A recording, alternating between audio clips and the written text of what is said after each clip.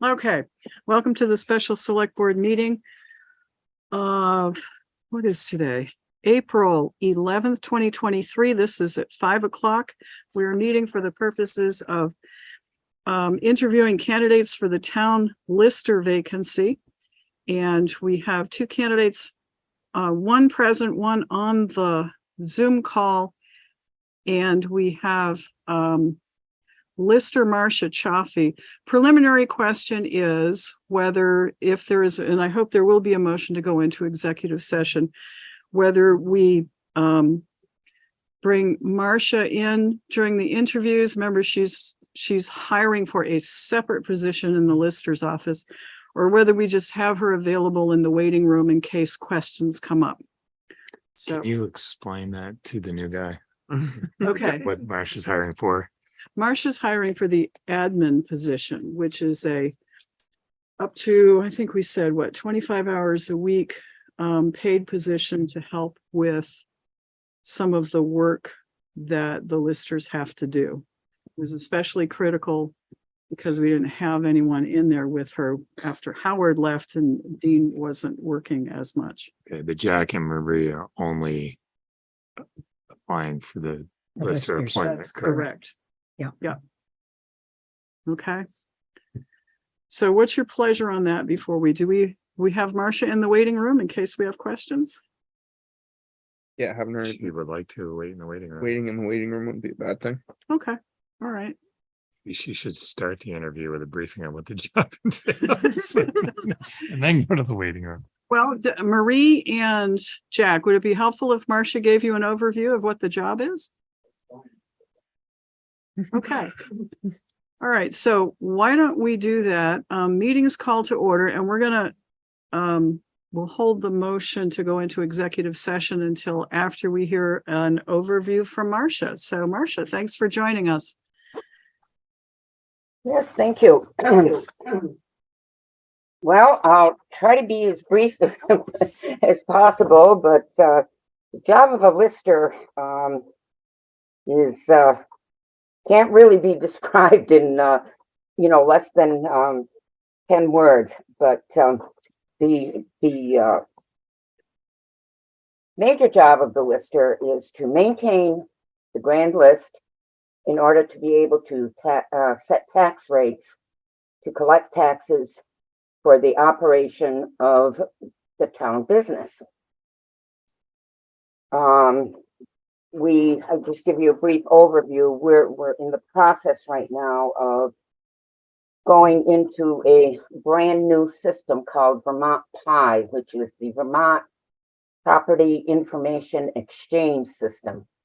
This was a contract that was put out by the state of Vermont, where every community, every town, every city in Vermont will have to subscribe to this particular program. So that's what we've been doing since December. We've been taking classes and going through all of this. But as a lister, we have to assess the property, and we also have to inspect properties once there has been a building permit on file for an addition to the properties. We also have business personal property. Our business personal property is actually in conjunction with a firm out of Hartford, Connecticut, G&K. Gail Gantic is the head of this committee, and she is now the retired head assessor for the city of Hartford, Connecticut, and she's working as our consultant and has been here since 1998. So there are differences in the towns between the board of listers and board of assessors. Assessors have to go through a series of IAAO classes that are mandatory, which is the International Association of Assessors International Association of Assessors. The state is now probably going to be implementing a program where listers will also be mandated to take the same courses as if you were applying to be an assessor. It looks like somewhere down the road, the board of listers is going to be eliminated in the towns, and there will only be assessors. So basically, maintaining the grand list is our biggest,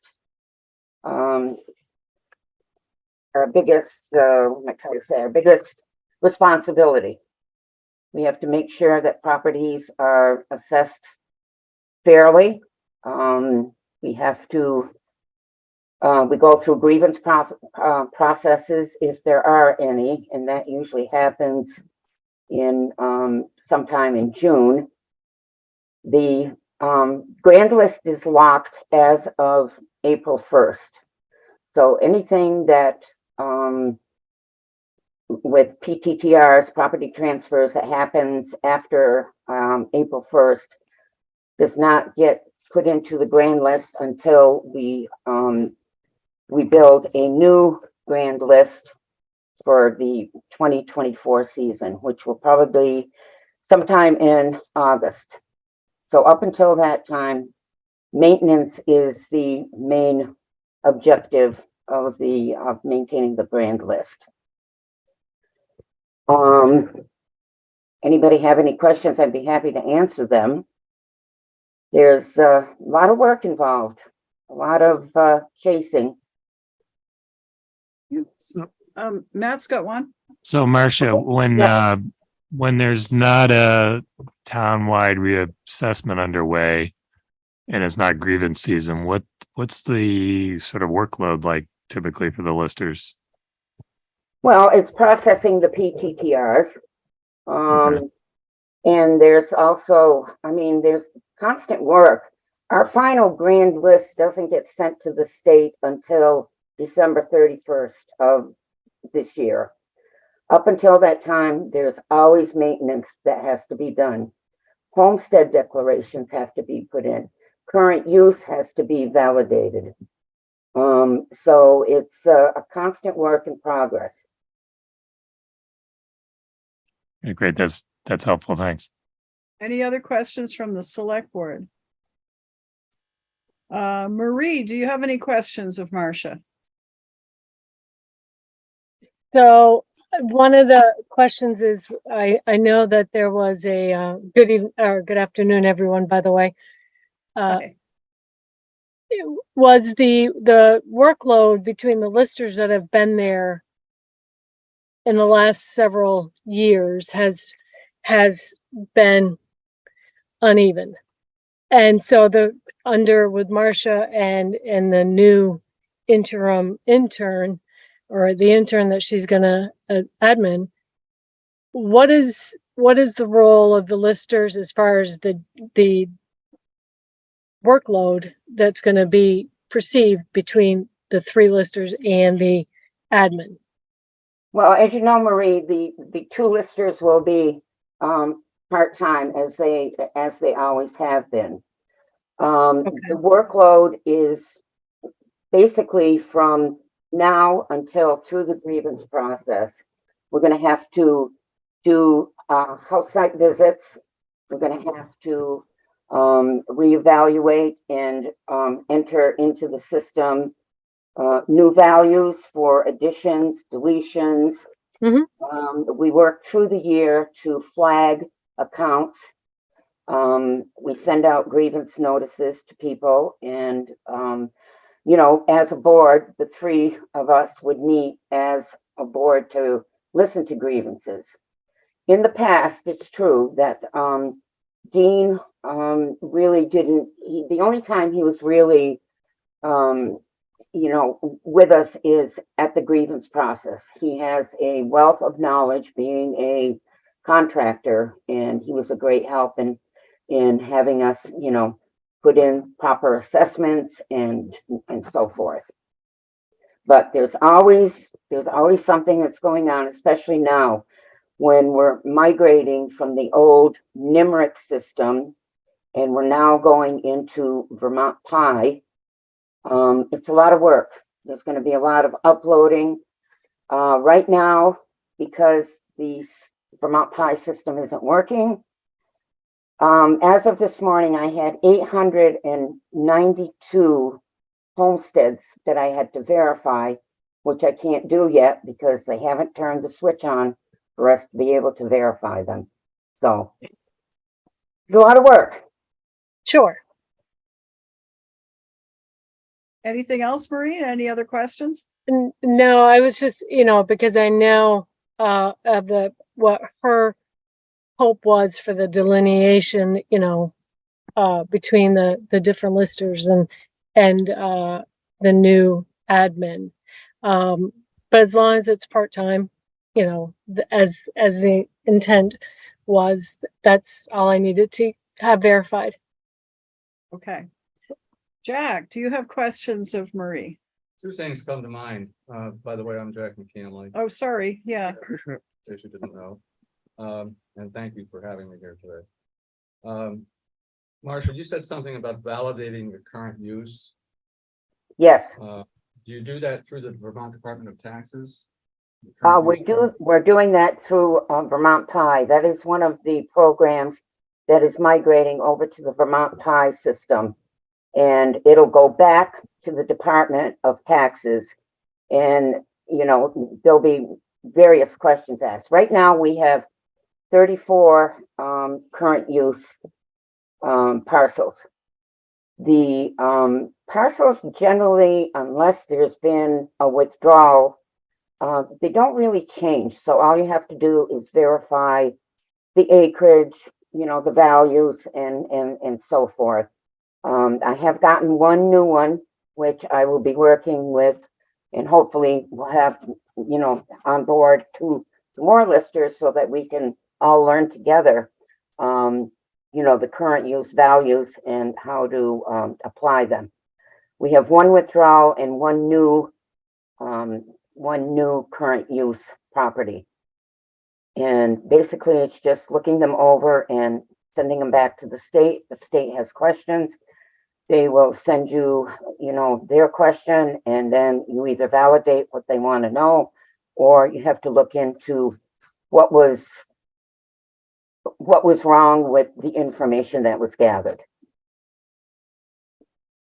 Thank you.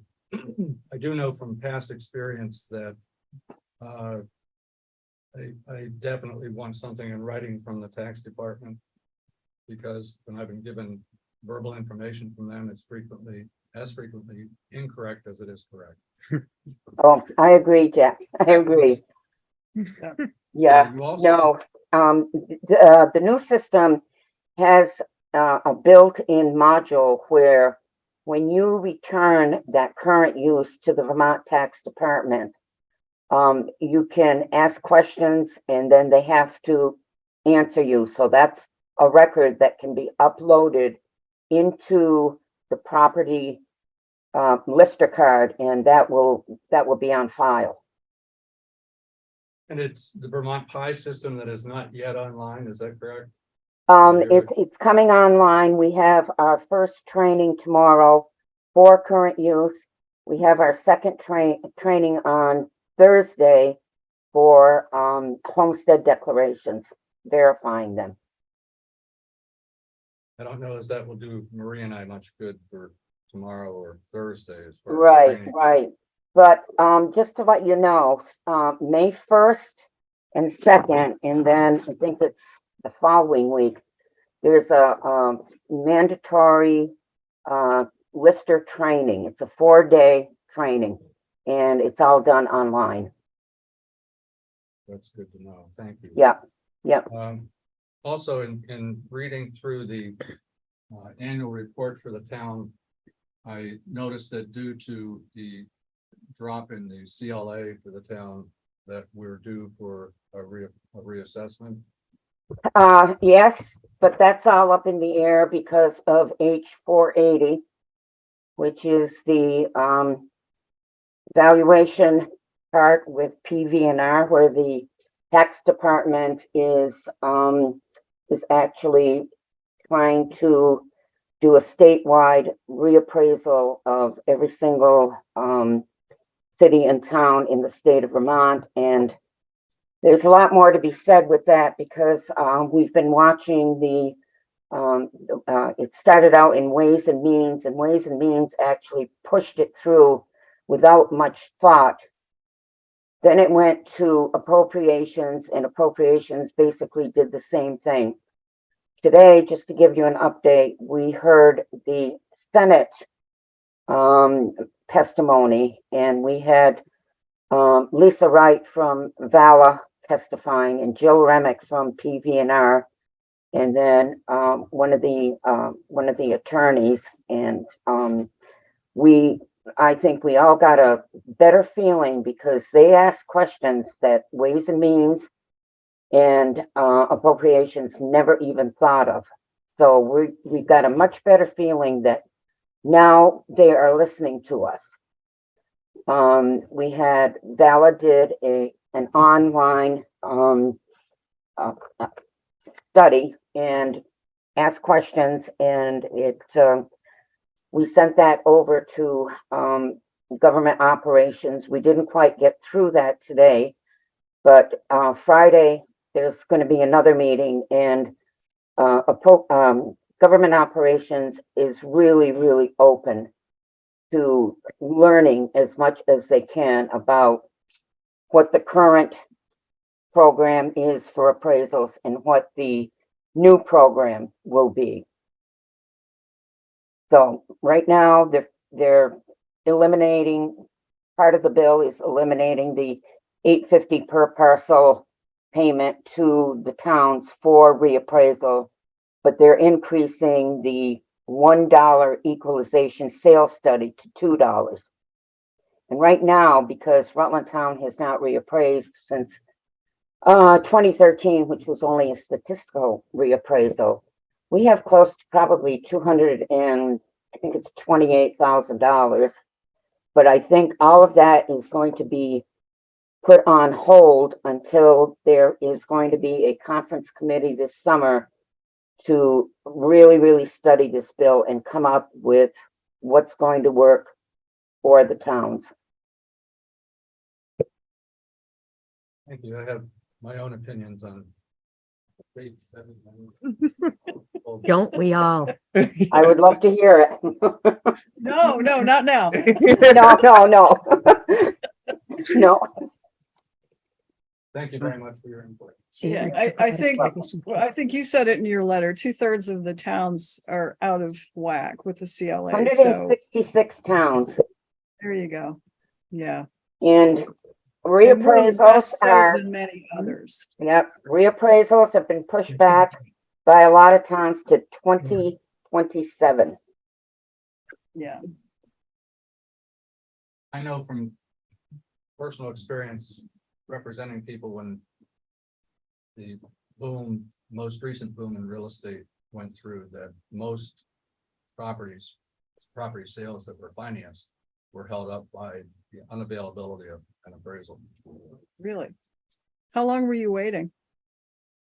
We were waiting anywhere from what used to be a 6-week from contract to closing became 8-9 weeks. Okay.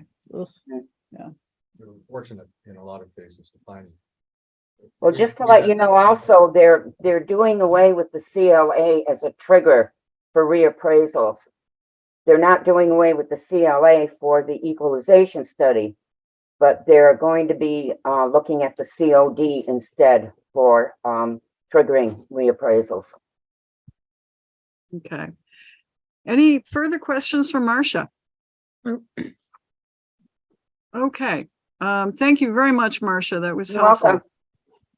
So I will entertain a motion to go into executive session. And since Jack is here live and in person, we'll let him go first. And then we'll bring in Marie next So move. Second.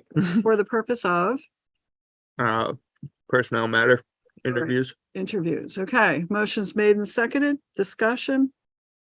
If not, all in favor, please say aye. Aye. Aye. Opposed? No one. So Marcia and Marie go into the waiting room, please, and then we'll start in with Jack. Jack, come on up here. And then we'll go back into deliberate. Yeah. Okay. So Marcia, a question that we have, we're back into open session. Okay, A question that we have that actually Marie has about the mandatory training. Is that available as a recorded program so that she could take it later instead of just at a set time, if you know? well, there's some preliminary training that you can take that isn't the IAAO training, which is going to be a on-site training. You have to be physically at these classes. But there are other trainings that, yeah, I can give her the link. You can go to the link and you can watch it whenever. It's all, excuse me, it's all web-based. So it's not like you have to have an account to get into it. So yeah, absolutely. So, Marcia, is there any required training that has to take place at a particular time? Well, just not at the optional? moment. The only training that is required at the moment right now is the May 1st and 2nd, and I can't remember the other dates of new lister and advanced lister training. So I think that's the question. If that one is required, is that one where you have to be physically present on those days? No, that's done. I can't remember whether it's done via Teams or whether it's done via Zoom. I think it's done via Teams, and that can be done absolutely online. Do you know if it's going to be recorded to be taken on Yes, demand, or is it only? Absolutely. Okay. All of the courses are always recorded, and you can take them anytime. There are courses there that I can actually send the links to Marie or Jack, and you watch them when you've got the time. Okay. I think that answers the questions. We're still in open session. What my suggestion would be is that we go into deliberative session and we discuss the candidates we've heard from, and then we'll come back at 6 o'clock and start our regular meeting. So is there a motion to go into deliberative session? So move. Motion's made and seconded. Any discussion? Not all in favor, say aye. Aye. Do you want- Opposed? Okay, motion carries and we're back in. Do you want, Okay. Good evening, everyone. Welcome to the Rutland Town Select Board meeting for April 11th. This is our regular meeting at 6 o'clock. We're a minute late. We did have a special meeting at 5 p.m. to interview candidates for Lister, and more on that in a few minutes. But we will start, please. Join me with the Pledge of Allegiance. I pledge allegiance to the United States of America and to the republic for which it stands, one nation, under God, indivisible, with liberty and justice for all. Okay. Thank you. We'll start with the approval of the select board minutes for March 28th. They're in your packet. Move to approve. second, Motion's been made and seconded to approve. Any additions, deletions, corrections? Yes, Matt. One small correction under the attendance. I believe Mr. Lemieux's name was Josh rather than Justin. Oh, okay. J-O-S-H. Yep. Did you get that one, Bill? Yep.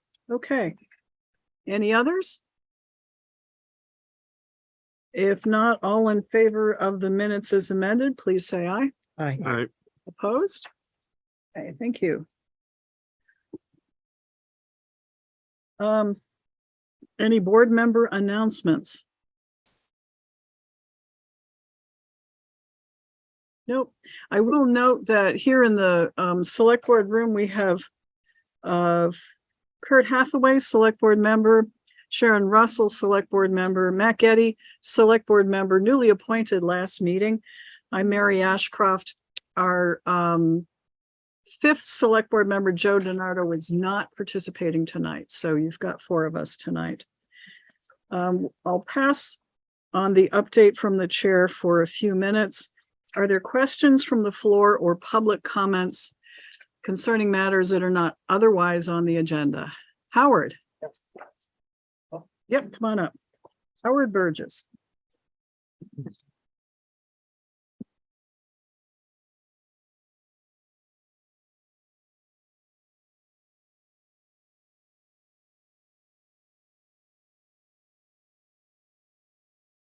Hi, everybody. I'm the chair of Fire District Number 1 in Center Rutland. It's a fire district here. And what I'm here about is we have, excuse me, we've been using office space downstairs for our office. And the issue that I'm here for about is after hour access to get into that space. Over the many years we've been here, the Prudential Committee has always had access to it. And as a lister for 29 years, and I was across the hall, of course, I always had access. The fire district treasurer was notified last Thursday that I no longer have access, and that we no longer have access. The fire district at all has no access now to get in. And I get to say that for every major fire that we've ever had over here, I'm one of the first on their list to call it, the firemen call, because they need water, and whether we get it from the city or West Rutland or out of our tank until it drains out. So I mean, that's some of the things that are going on. But I want to just give you a little update on the district itself, because probably you aren't familiar with it. I know the fire department wasn't familiar with our district at all. So what it is, it's a water and sewer system. We have our own well, our own storage tank, and our sewage, we collect it and we pump it to West Rutland. We have like 111 connections of various residents and businesses, and we serve a population of approximately 400 to 500 people. We have 25 fire hydrants. And our fire district provides water to the town of Rutland Fire Department. We've always provided water. And also, part of our system here, the town owns the Flory Heights sewer system that they put in many years ago.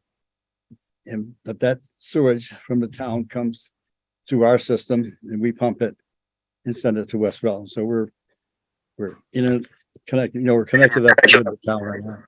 So as far as the office space, what it was there was vacant space downstairs, and we started using it. In exchange for using it, this is something that Dick Del Bianco, who was the clerk, the treasurer, he was the fire district clerk, he was, as you know, selectman and everything else. He's the one that really put all this together for us.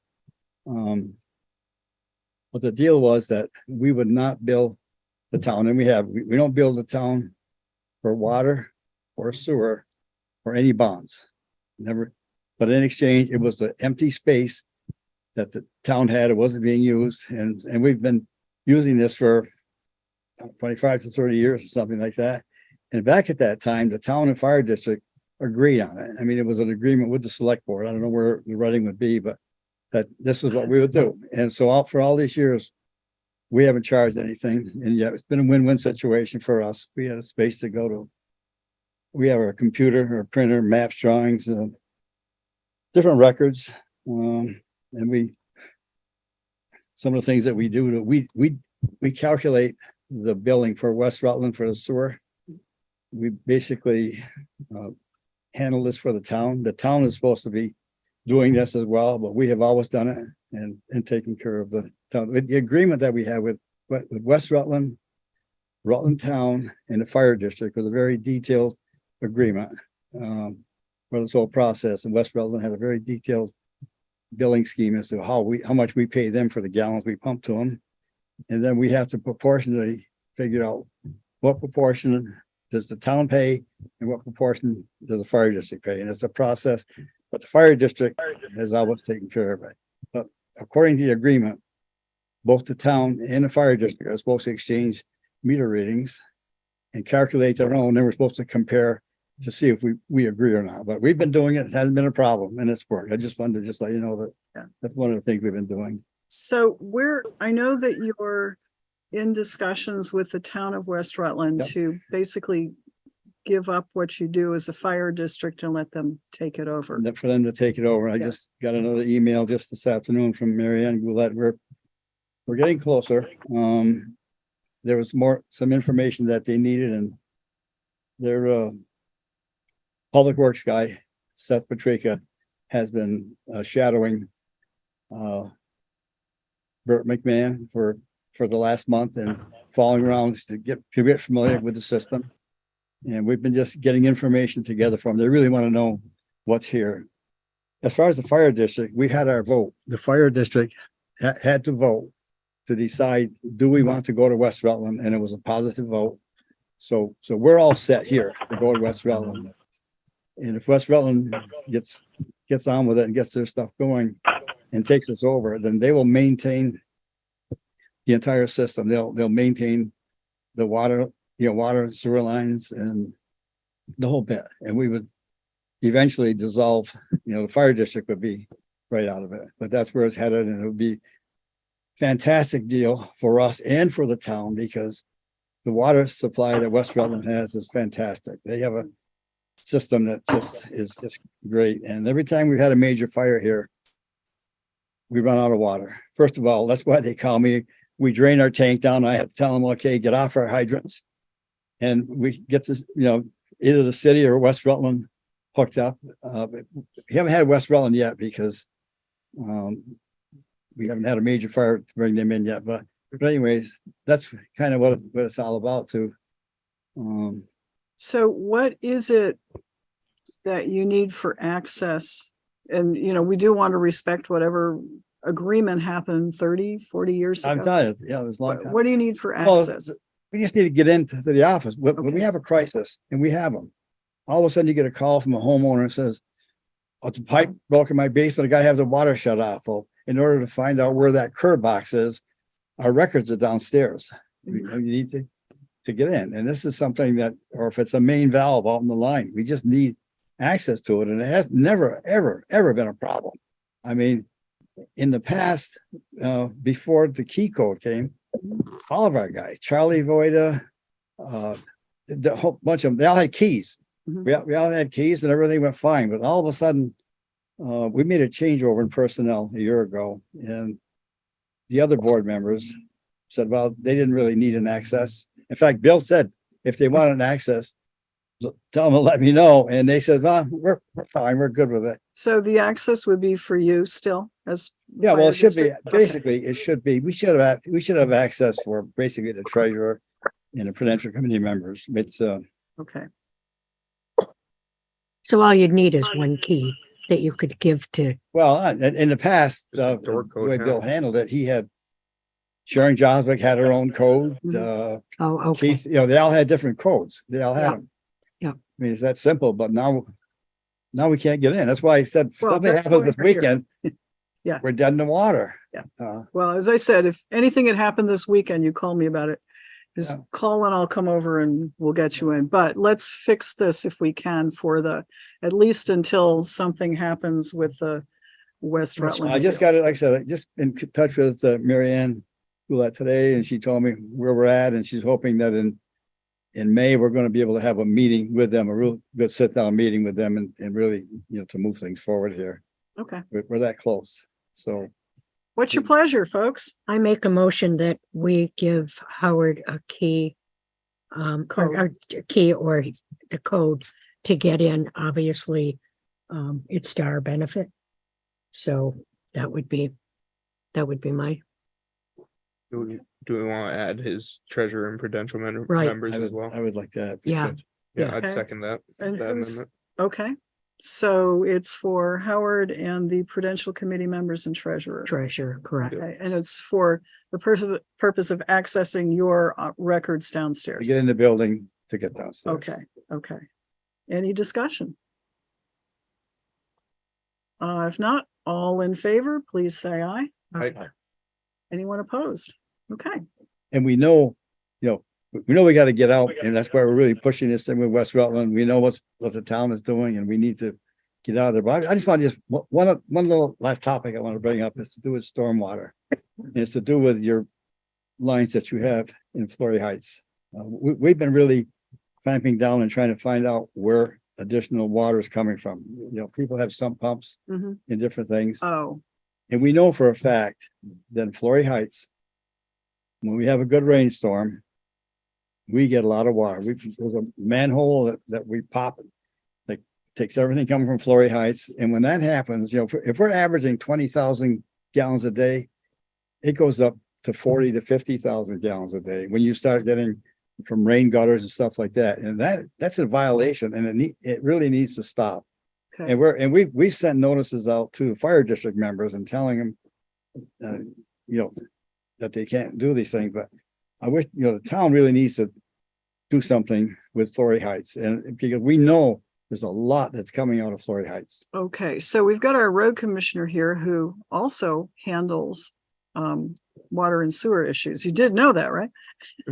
I think we warned you. Does now. And we have chair of our water sewer committee for the select board. So Am I still on that? can I ask you two gents to look into that and see what we can do to square away the problem with excess flowage during rainstorms at Flory Heights? If you want to see it sometime, we'll show you where the manhole is and you can see it. We've monitored it. We've used dye. We've been tracking this stuff.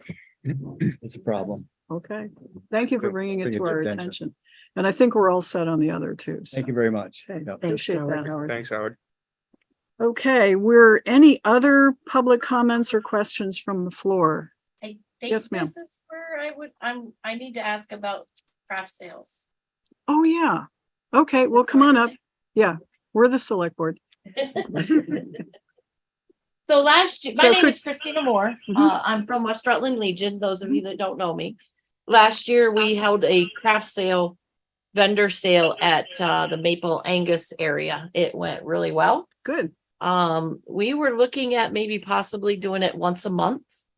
Either the first weekend of the month or the second weekend of the month. And I need to know what to do to move forward to do this.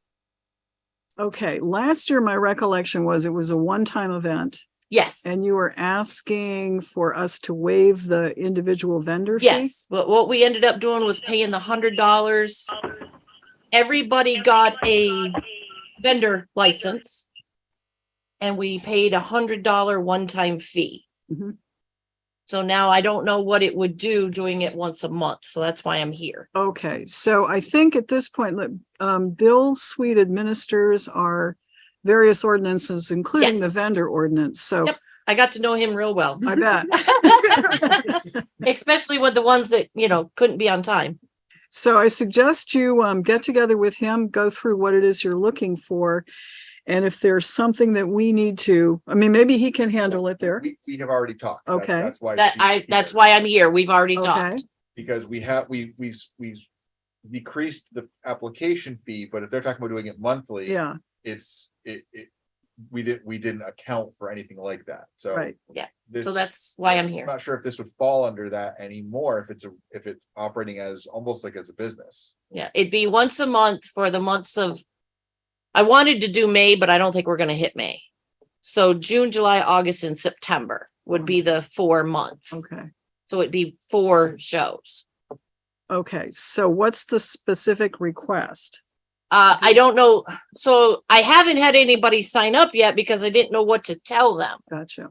So I can't tell them you got to pay $100 to be here because they're not going to make that much. So I Okay. need to know what I got to pay you guys in order to do this to get part for the veterans. I don't dare to ask the 20 vendors, Yeah, give me $15 and that's not going to cover if they all got to pay $100. So I need to know where to go. well, we don't have the ordinance in front of us, so why don't we, if there's no objection from the select board, let's put it on the agenda for next meeting. And in the meantime, Bill, if you could get the Well, but the request, I mean, you probably will make a I'll come request. in back to writing. the next Okay. one. I don't Well, mind. make something in writing so he can send it out to us. Right. Okay, And then we'll take a look at the ordinance and see what we need to do to make this And thing that work. money goes towards, anything I make off the table fee will go to the veterans. okay. That's my goal. Yep. I don't know if the gentleman at the end of the building will charge me for using the lot yet. I haven't asked. But I can ask that before I get him I just wanted to get it out there that this is what we want to do and figure out which direction to go. Okay. So, Okay. thank you. Thank you. We'll look for something from you in I'll send- writing and just we'll, Yeah, send and him an we'll email. and take a we'll go look from at the there. ordinance and put it on next Thank you 2 so weeks much. agenda. 2 weeks agenda. Yep. See you guys then. Yep. Thank you. Everybody have a See ya. good night. Thank you. Okay. Yeah, that's mine. I don't think I'll get far without keys. Okay. Yeah, is our architect on? Right here. Oh, geez, I'm sorry. He snuck in. Expecting you, you know, here. I was going to do it remotely, but then I was over at the business fair, so I was like, oh, pop over. Oh, that's right. Yeah, sorry, I missed that. I only take like 5 minutes. Okay, real short, if you could, please, Yep. Jim. Thank you. So, as you know, I've resigned Yes. and Don Chioffi has taken over. And he's out in New York doing a little fishing at the moment. Thank you. That's the original sign, okay? Okay, If there's yes, some need for it. okay. No. Thanks, Jim. And so the two things I wanted to do is, Dawn had asked me a few questions about, how things go and what's going on. And I wound up building up this report and I thought that it would be nice for the town, the select board to have it.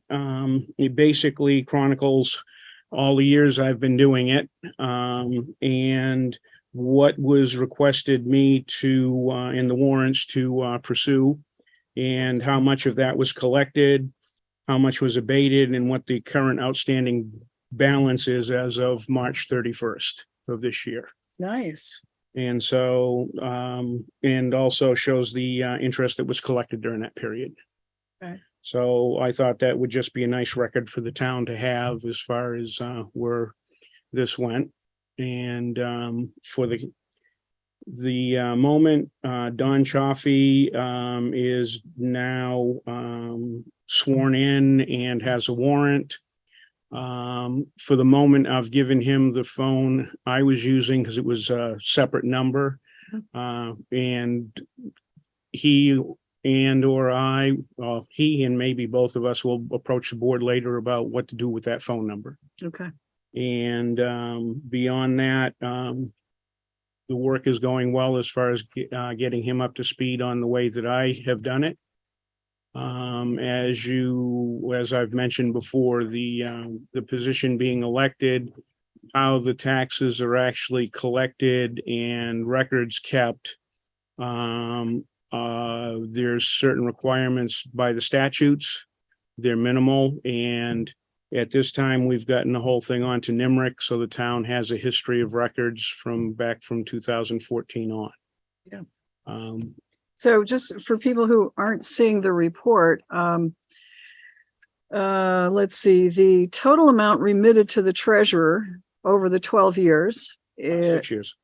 Okay, 6 years is $1.5 million. And that includes interest of $169,000 and tax collected of $1.3 million.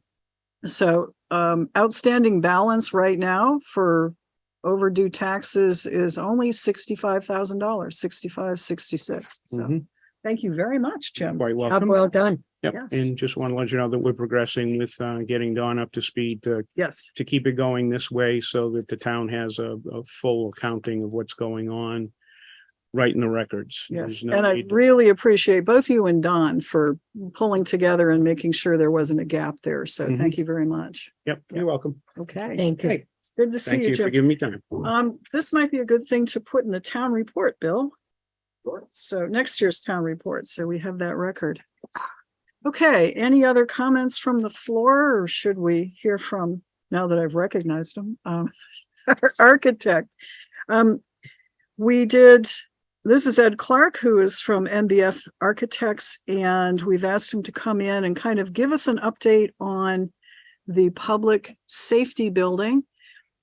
Tonight, we have to craft the warning for our special town meeting on May 23rd, and we have to put some numbers into it. So that's part of the reason why you're here, but there's also all sorts of questions. And why don't you start with kind of an overview where we are and okay. Sure. So we bid the project out, and as you know, it came in pretty significantly over our original budget. Our original budget I thought was pretty heavy. I was a little nervous about presenting that to JP at the time, and turns out it wasn't heavy enough. But that's kind of the state of construction these days. It's just crazy. So we were instructed to go back and see if we could come up with ways to save money on the project. And one of the first things, VMS Construction was the low bidder. And I don't have exact numbers in front of me, but somewhere around 5.4 million dollars. And you were looking to save about, the instructions were, I think, 300,000. But I had told Vic a little bit more than that, like around $500,000. One of the first things that he came back with was our original plan for the building was a pre-engineered steel building. That's what we were looking at. So that's what we designed to. When they got prices from the pre-engineered steel building vendors, they were very high. And a lot of the vendors said, this is much too complicated. And I said, well, why don't we just go to somebody like Jefford Steel, which is a building vendor. They're a steel vendor, but they custom design steel building frames, and have done that for years. Back in my bread loaf days, I used to work with those guys. So he was like, that was exactly what he was thinking. Just essentially went to a different vendor and shaved, I think it's around $222,000 off the price in one swoop, just essentially changing building vendors. For your guys' standpoint, you're not going to notice anything different with the building. It's a steel frame building. We have insulated metal sandwich panel siding, rubber membrane roof. It's a good system. But instead of getting something from a building vendor like Star Buildings or Butler or Varco Pruden, you're getting from basically a custom, they customize their steel frames to suit whatever the building is, rather than try to pick from a standard kit of parts. So, from a functionality standpoint for the town, you're not going to notice anything different. But it just happens to save simply by buying from this guy rather than that guy. Okay. Thank you. Yeah, that was great news when JP brought it in a couple of weeks ago. So yeah, we invited him back anytime with news like that. Yeah. So are there other things that you've done to bring the cost down? So there are other opportunities to bring costs down, and I would look forward to reviewing those with the committee. There were some things, for instance, we have a cistern for the fire suppression system water, and we had planned to put it outside the building. We've had some problems with our cistern at Bridgewater, and Kurt's, aware of problems you can have with these cisterns. Yep. One of the suggestions from Ronnie Fabian, who is the low bid site contractor, was like, look, putting those cistern tanks outside is an incredible amount of work. He's like, the excavation is unbelievable. He's like, put it in the building.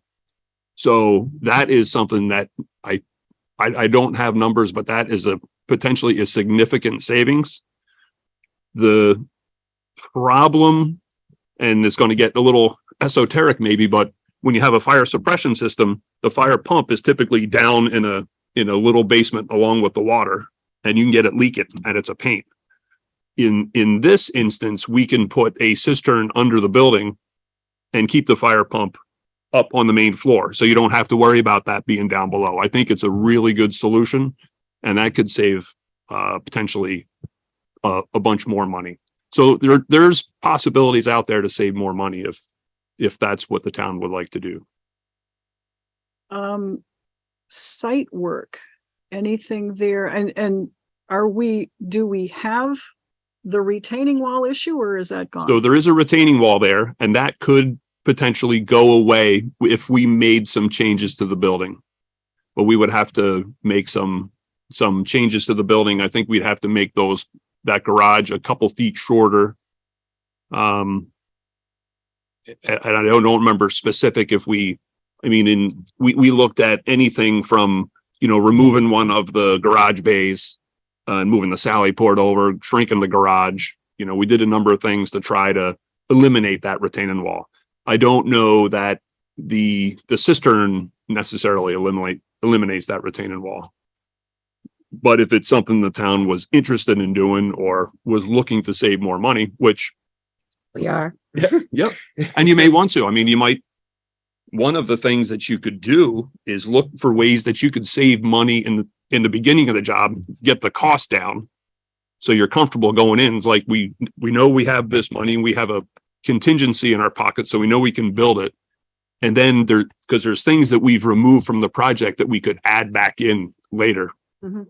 Things that you could, something that you could add back in later and get that quality and spend the money if turns out you have it, or maybe decide just not to do it. I'm asking these questions because we need to tonight, if possible, come up with a ballot item for the revote on May 23rd, because the last time we voted, we said we wouldn't exceed 4.2 It was like something like 4.2. And now what's the number that we shouldn't exceed? The exact number. Well, So I had given JP a breakdown. I don't know if he's on. We have 5,240,000 in front of us. okay. So that's So if suggested. that's the number that I gave JP, that would be the number that, Does that cover us if there happens to be any change orders? Or is that- so you should have some kind of contingency built in, like I said, if there's change orders, if there's unknown conditions. We did soil borings over there, but who knows? You start digging and, who knows what you're going to find. You find some rocks, which is very possible. on Yeah. that lot. Nobody did soil borings underneath the building. So, maybe there's a bus under there or something, or who knows? Ledge. So how how There's some much? shit. So It's it's nice to have a contingency, like It's all a over the place. Of 5% My would house be is built that would way. be pretty good. 5. Okay. That's So what we were wondering. yeah, I would definitely hold some kind of contingency. It's a brand new building, so the building related change orders should be minimal. There's going to be some. Don't know. There's so many complex little bits and pieces of this thing. We've probably missed something somewhere. Just do. So you like to have something because it's going to be an evolving budget. So I would recommend at least a 5% contingency. So if we took the 5.2, and I'll ask JP in a minute, to make sure the 5.240 estimate is good. If you add 5% to that, that adds 262,000 for the contingency, and that brings the total up to 5,500,000, 5,502,000. So, we could actually say 5,500,000. So if you said 5.5. Yeah. And said, Ed, the town has approved 5.5. We can't go over that. So figure it out. We need to have a contingency. Let's get the number down low enough that we're comfortable with that contingency. And then we can enter a contract. I think we would be able to figure that out. With the 5.2 million, with this 5.2, With the 5.2, including yeah. 5. Yeah. It Correct. seems like we'd have a long ways to go to get there. Find savings. We're going to start lopping off garage bays and stuff. I don't think we need to do that. I'm Start- sorry. I wish I'd have brought that. You start pouring Spreadsheet. cisterns. If you put cisterns under buildings, you're gonna save a lot of money. Are you talking like poured concrete cisterns? Poured concrete cistern. And in this instance, it would basically be the cistern would be, there'd be nothing else down below. Mhm. You remember a Vermont Country Store, we had the cistern and then the fire pump room was actually lower than the cistern. That's because they pre-bought the fire pump. That was that fire pump couldn't draft, so that's why we had to put that down below. That, That- well, that it's particular fire that pump. type of fire pump, right? Yeah. So for this project, we have a vertical turbine Mhm. fire pump. So basically it's a motor with this shaft that will go down into a tank. Yep. So the tank is just going to be the tank. Nothing's down there. You know, if it leaks a little bit, you're not really going to notice because it's going to have an auto fill. Yep. You know, and it might seep. I mean, it's water. It's going to want to get out wherever it can, you know? They seep. That's what. So, but we build it, you know, the best we can. We have under drains. So if it does leak a little bit, the water runs away. It's not going to undermine it. Yep. And the fire pump is up out of it's at regular level. It's a better solution. Yep. I wish I had done that on Bridgewater, but The steel tanks get expensive. I have a question, Yes. and maybe I'm the ignorant one in the bunch. I know what a cistern is because I lived over in Japan and there were cisterns over. But what the hell are you talking about? The cistern at the fire department? I don't understand. so, okay. So the state of Vermont requires that all emergency services buildings, police stations, fire stations, ambulance facilities be covered by an automatic sprinkler system, automatic fire protection system. Okay. So in order to have water for the sprinkler system, because there's no municipal water at this site, Right. we need to build in storage and a fire pump to provide that sprinkler So system. you're catching rainwater. No, we would be actually, we would fill it from the well. The initial fill, I'm thinking, is probably going to come from a tanker truck or somebody's going to bring water in and get that thing filled with, it's like 20,000 gallons. Fire department training. Yeah. on There you Wednesday go. night. Yeah. Yep. So someone will have fun filling Yeah, that they up. go to the creek. That's how we did it down in Rockingham. The fire Yep. department came in and filled it. So get that thing filled up. And then there will be a pump on that will allow the firemen to fill their trucks up, to fill the tanker truck up from this cistern. I think it's about a 5,000 gallon they can pull. And then it will automatically fill. You know, it'll a little bit at a time. You don't want to overwhelm the well, but it will fill itself back up. Kind of like filling your swimming pool. If you have, you just throw the hose in it and, you know, it takes a little while, but it gets there. You just don't want it to go below the required amount of fire suppression water, which I think is like 15,000. So the initial feed into it is water trucked into the cistern, Correct. but then the cistern refills itself from a faucet within. Correct. Gotcha. Exactly. Okay. You might remember we drilled that well deeper. It's still not a very heavy, I think we're down 800 something feet with that. I don't think there's a lot of 50, I think. yield, but I think The gallon a minute. If I Is it? remember That right. whole area. Yeah. it's just a dry area. over Built there. our house. If we found savings, I would be a proponent of maybe trying to drill another well down over the hill and see if we could get better water. Better water for that facility would be a lot better. But So later on. well, another discussion that I heard something about, but I don't know where we are, the bulletproofing within the facility. What So- happened with that? We did plan on installing bulletproofing in the walls. And Ed said they didn't need that. I didn't say that. JP said that. Okay, well, where are we with it? So Had to go to the grant. Hopefully that'll come. If the grant comes through, it should. that is exactly my understanding. Right now, that is still in the project. Until such time somebody says, no, we don't need it. And if you decide you don't need it, or you didn't get a grant, that's a potential, I think that's around $60,000. But, so Ted did write that grant. So if he gets the grant, we might as well do Sure, okay, and it makes sense to me if you think about it. okay. Is JP on? Yes. All right. So JP, what's the number not to exceed?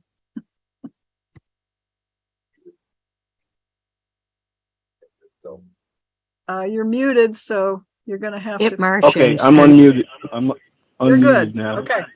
Okay, so I reviewed these proposals with the four chiefs, and they were unanimous that the only changes that should be made in order to preserve the integrity of the design and the functionability of the building would be the steel vendor change and putting the cistern under the floor. Other than that, that building was well designed when it was first done, and they don't feel like we should be tinkering, nickel and diming that building because it's got to serve this community for a lot of years. That in mind, I was unaware of a 5% contingency because my hard number would be the original bid price minus $222,000. But if you got to add in 5% contingency, that's going to negate that deduction pretty much. But I mean, you got to go with what Ed says. If you need 5%, you need 5%. Now, along the way, obviously, if there are some common sense situations like the steel frame that Ed or the contractor discovers that can result in savings, of course we'll take advantage of that. But to start tinkering with the intricacies of the design now to try and nickel and dime the building would in our view, would be a big mistake. We should stay with that, with only those two changes. And a lot of this, you know, the bulletproof walls, Kurt made a good point. And so we don't want those eliminated. And we don't want the building to be less functional than what it is right now. So we would hope the board would consider the original bid price minus the $222,000. I feel it's safe saying that, even though I know we could save another 30, maybe 35,000 on the cistern change. We'd have to wait and see, but it's a substantial savings. I don't want to predict that. I would just go with the hard number. We're happy. We know we can count on the 222. Subtract that from the low bid and then add in your 5%, and that's your number. And I think it's a very safe number. Do you recall what the original bid was? Is that where the 5.24 comes in? I think it was 5.435-ish. This is net. And the savings with the steel was like roughly 222. I'm sorry, I didn't bring that little spreadsheet. It's 5462. And so 5462. 5462. Okay. 22 came 5240. Yeah, so we're 5240 Okay. plus our 5%. So yeah, that's the number I gave to JP, and so we're that's the number he gave you. 5.5. So we are, that number that was in our proposed draft, that's what that is, the 5.24. Right. That's already subtracting out the 222. Correct. Okay. Okay. Now, and I think I just heard JP say, add the 5% contingent, or 5% contingent. Yep. Yeah. And can we confirm that the bulletproofing then is included in this number? Yes. Yes, has it not is. been Yeah, Okay. right. The only two changes would be the cistern and the steel framing. That's it. And the cistern will be a savings, but we don't know what it is. We We don't know what it yes. is. Okay. And it's safe. I think it's safer just to assume that we're not going to have any savings, and then we'll be to the good. It'll help with any Okay. contingency. It's a lot easier for maintenance in the long term of the building as well.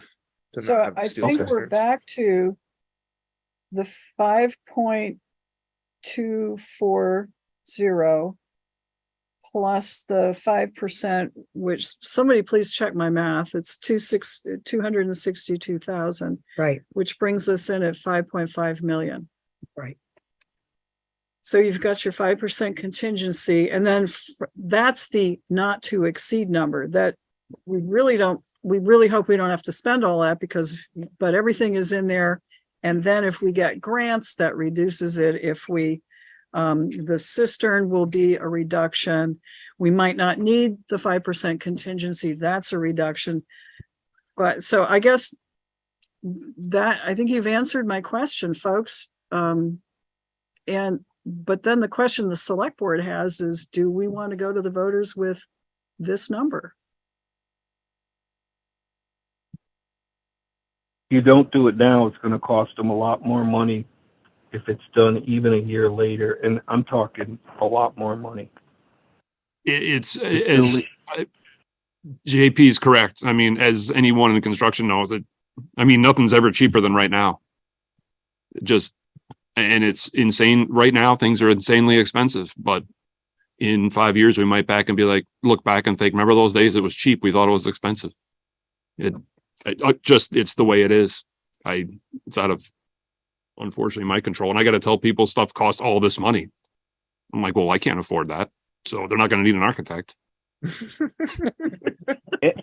And we have an impossible situation with our police department. I mean, it's just impossible. It has to be addressed. This is not something that we're choosing to do. This is something we need to do. So questions from the other select board members? So did we circle back to the math when we talked about the ballot language, or are you looking for us to make a decision on the number right now? I guess we're probably going to be discussing about some of the financing and the other numbers with town council when he gets on at 7:30, but I think this would be the question for the not to exceed number. I think this is the place we talk about that. Yeah. So in terms of a motion, we might as well just do one motion once we get this all hashed. Right? Yeah, because ultimately we need a motion to adopt the whole ballot. The ballot, the warning, Question. yeah. So we'll just save a motion for that, I guess. Okay, so perfectly okay with me. It's only money. So any other questions for Ed while he's here? And thank you very much for coming in. We appreciate it. I'm glad to. Mary, can we schedule a building committee meeting at some point in time? Yeah, do you want it for the public safety building or a general For building? the public safety committee. Yes. Yeah. Yeah. Just so we can get some prints out in front of us and get everybody all up to speed. Matt's new and we haven't seen prints in a long time. And Okay. just make sure everybody's all up to speed with everything. Couple of weeks.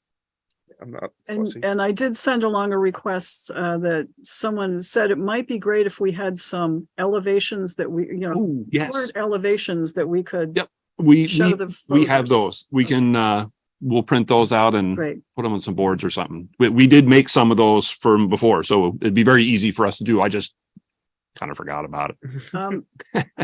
But we can do it.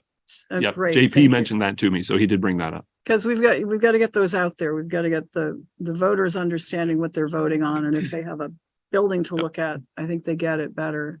Yeah, we have some boards, some elevations with colors on it, and then some floor plans, and Okay. we might even, I don't know if we have a 3D rendering or not, but Okay. we got something. Good. We'll put that together. Got like popsicle sticks all glued together on a board. Yeah, You just can a bring little it for model. us. Yeah. Foam core and all that. 2 weeks from now, it is 5 o'clock. Well, we've got everybody here. Do you happen to know your schedule? You probably don't. I usually don't put anything on here. Usually just tells me when the Red Sox games are. Okay. We'll check and make sure we're not conflicting with that. So that'll be the 25th. April 5 o'clock. 25th, So right before our regular meeting. before our regular meeting. I'll bring some drawings and I'll bring the renderings at that time.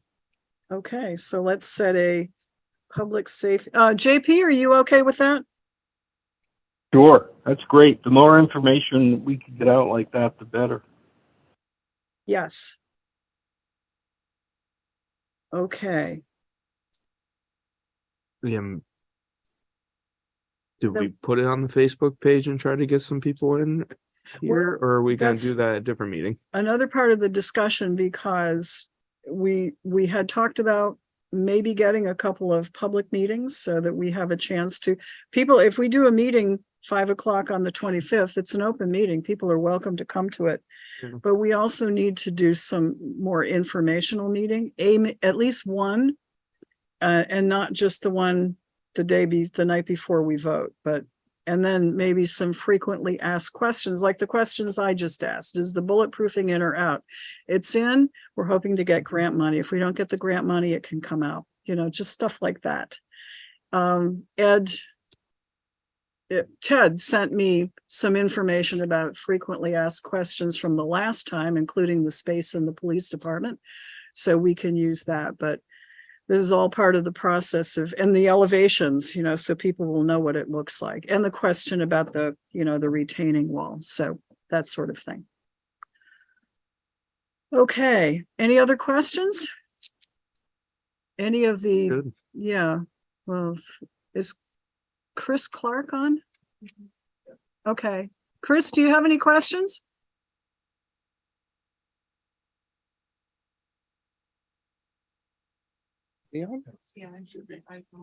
Oh, Okay. No, I'm all set. Thanks. Okay, thanks. Can you make a meeting on April 25th at 5 o'clock? I can make that happen. Yep. Okay, good. Ed, is this okay with you? Okay, good. I think we have what we need and we got another meeting lined up. So thank you very much. Sure, Appreciate my you pleasure. coming in. Okay. Have a good evening. see ya. You too.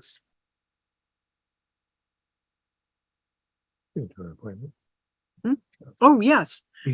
So previous to this meeting, we interviewed 2 candidates for the 2 open lister positions. Since our last select board meeting, Lister Dean Davis resigned. So, and Howard Burgess had previously resigned. So Dean's term is up March of 2025. Howard's is up March of 2024. We interviewed 2 candidates for those positions, knowing that they're still going to have to run in the special election on May 23rd, and then again, either next March or the March after. So do you have a motion? Who's going to make the motion? I think it was This Sharon. all worked out. Okay, so I make the motion that we hire both candidates. Appoint. All right. Appoint both candidates and then knowing that one will have to run again in March and the other one won't have to. Am I correct? Because I guess I thought they both had to run. Well, they both have to run in May. Okay, and so the it's 2 May. candidates are? The 2 candidates there are Mr. McCamley and Marie Peck Fabian. Okay. And I think we want to assign for the purposes of whose Sure. position they're So covering? yep, I would include in that motion Marie for Dean's position and Mr. McCamley for the other open slot. For Howard's? Okay. All right. Motion's been made. Is there a second? I'd second that. Motion's been made and seconded to appoint as listers Jack McCamley to fill the vacant position of Howard Burgess, at least until the May 23rd special meeting, and Marie Peck Fabian to fill the position of Dean Davis until the May 23rd special election. Any discussion? They're both very well qualified. We were very pleased that they were interested. All in favor, please say aye. Aye. Anyone opposed? Motion carries, and we've got 2 new listers. So thank you very much. Howard, you're impossible to replace. You got so many years under your belt. Thank you, Howard. Thanks, Howard. Okay.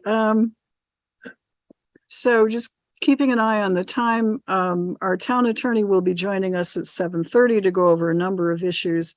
But until then, I'm going to skip over the select board chair. Well, I'll do it really quickly. One is I attended a virtual meeting of the Rutland Regional Planning Commission about funding that may be available through MERP, Municipal Energy Resilience Program. And we're looking into the possibility of maybe applying for some grants to get some money to do some work both downstairs and to upgrade places like our highway garage. Okay, that was one. I have in the thought of getting information out to the voters so they can make an informed choice on May 23rd. I've talked with our fire chief and he's checked the fire department will be holding an open house at McKinley Station on Saturday, April 29th from 10 to noon. That's so folks can go and view what's there, what's not there. And hopefully we'll get some of the architectural drawings up there so that people can compare what's there now with what will be there. So that's one. And we're working with the police department to make available sometime probably at about 4:30 until a select board meeting at 6. So any voters can go and take a look at what we have for police office now. And again, make an informed judgment about that. More to come on those dates, but I wanted to coordinate with you folks. So that's what I have. Let's go down to, I think Mike Rowe is not available unless he's on. Yeah. Okay. Is he on? He will be, but he's not yet. Okay. Because I have the committee meeting. Okay, we'll get down to committee reports in a minute. Mike Delehanty, Town First Constable. This is much earlier than you usually. I gotta get to the gate soon anyway. Okay. So. Good evening, everybody. Evening. Nothing big. We're 10 days into closing the gate at the park at dusk. I think the fresh air is putting some smiles on people's faces because there's been plenty of traffic up there, a lot of foot traffic, and I've seen a lot of dogs all on leashes. So thank you to the residents of the town and neighboring communities that are visiting our park and abiding by the rules. That's been great. Yeah, everybody's been great up there. So far, so good. I think maybe the Herald article helped. And people have seen it out on social media. So I think it's actually had a positive impact. So yeah, so far, so good. We're off to a good start. 10 days in, so we got a long way to go. But no, so far, so good. So that's it. Questions of our first constable. We almost only had to close that gate one night because I didn't realize I almost took it out the next morning. Oops. That's funny. Okay then. All right, thank you, Mike. You got it, absolutely. Chris Clark, Town Fire Chief. Good evening. Hi, Chris. Not much as usual. Last couple weeks we had 5 fire calls. I was going to talk about the open house on April 29th. I asked everybody, so that day should work. We were trying to plan on May 6th instead because I know it's Green Up Day, but the parade is May 7th and I couldn't get people to spend the entire weekend at the fire station. So that's why we're going with April 29th. So hopefully a lot of people will show up and we'll go from there. Also, May 13th, it's a statewide open house. So they're trying to get every fire department in the state to have an open house on the same day to try to attract new members. So we're going to participate in that also. And that'll be over in Center Rutland on May 13th. So other than that, that's all I got, unless you have a question. Can we also put up designs, the whatever drawings we have over at your open house on May 13th? We can put all that stuff up. Yes. Great. Thank you very much. Good. Questions of our fire chief. Okay. Thank you, Chris. I'm glad things are slow. Yeah, me too. Thank you. I know, I did. I said it. I'm sorry. Cursed it. I did. All right. Just ignore that remark. At least it wasn't the Q word. It's on me. All right. Marcia Chioffi, Town Lister. Good evening, everyone. Just want to thank the board for their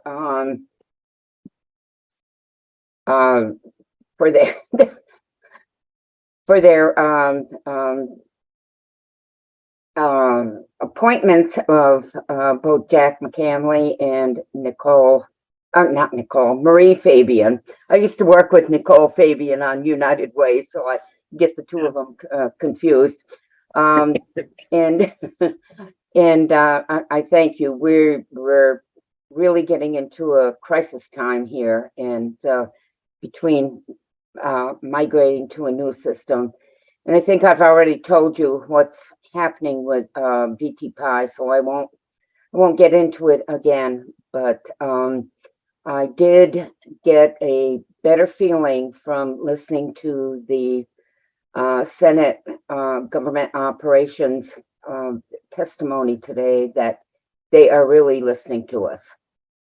Good. And hopefully it was a lot better than what we got from the House Ways and Means and House Appropriations. And I have a really good feeling that with a conference committee this summer, that we will be able to come up to a resolution with the state reappraisals. Okay, good. So it doesn't sound like if they're talking about something this summer, that means nothing's going to happen this year. No, they're going to have a study committee. We're looking out to 2026. So everything that's happening, I think they're going to put a moratorium on any reappraisals of the 166, communities that have to reappraise. So that's a good thing. Okay. Well, thank you, Marcia, and thank you for coming in to our 5 o'clock meeting. Absolutely. We left it open session, and Marcia kind of gave the two candidates for Lister an overview of what the job entails, and it was also a good briefing for the select board too. So we appreciate that. Thanks, Marcia. Well, if now that we have approved the appointments of both Mr. McCamley and Marie Fabian, tomorrow I do have a webinar with VT Pi for the CAMA and current use. If either one of them would like to join me, it's going to be at I think it's at 3 o'clock tomorrow afternoon. Okay, I think Bill has their contact information for both, so he'll get that to you. And if they can, it's nice to invite them. So thank you. Absolutely. And there's a lot of webinars coming up for new listers and so forth. So. Yep. Other select board members have any questions or comments of Marcia? Nope. Okay. Thanks again, Marcia. You're welcome. Thank you.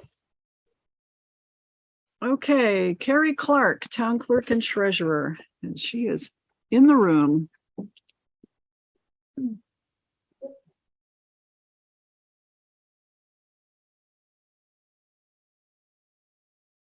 Hello.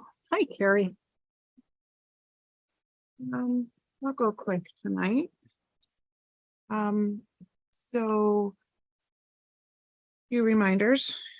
There are petitions that are due next Monday if you wish to be on the ballot for our special election. And that requires signatures of voters that are active voters. 30 is the number for the signatures, and consent of candidate form, and that has to be in to me by 4:30 Monday afternoon. And what's the date of that? April 17th. Okay. Thank you. Second reminder, we're getting close to the last tax installment, and that's due May 10th, as it usually is every year.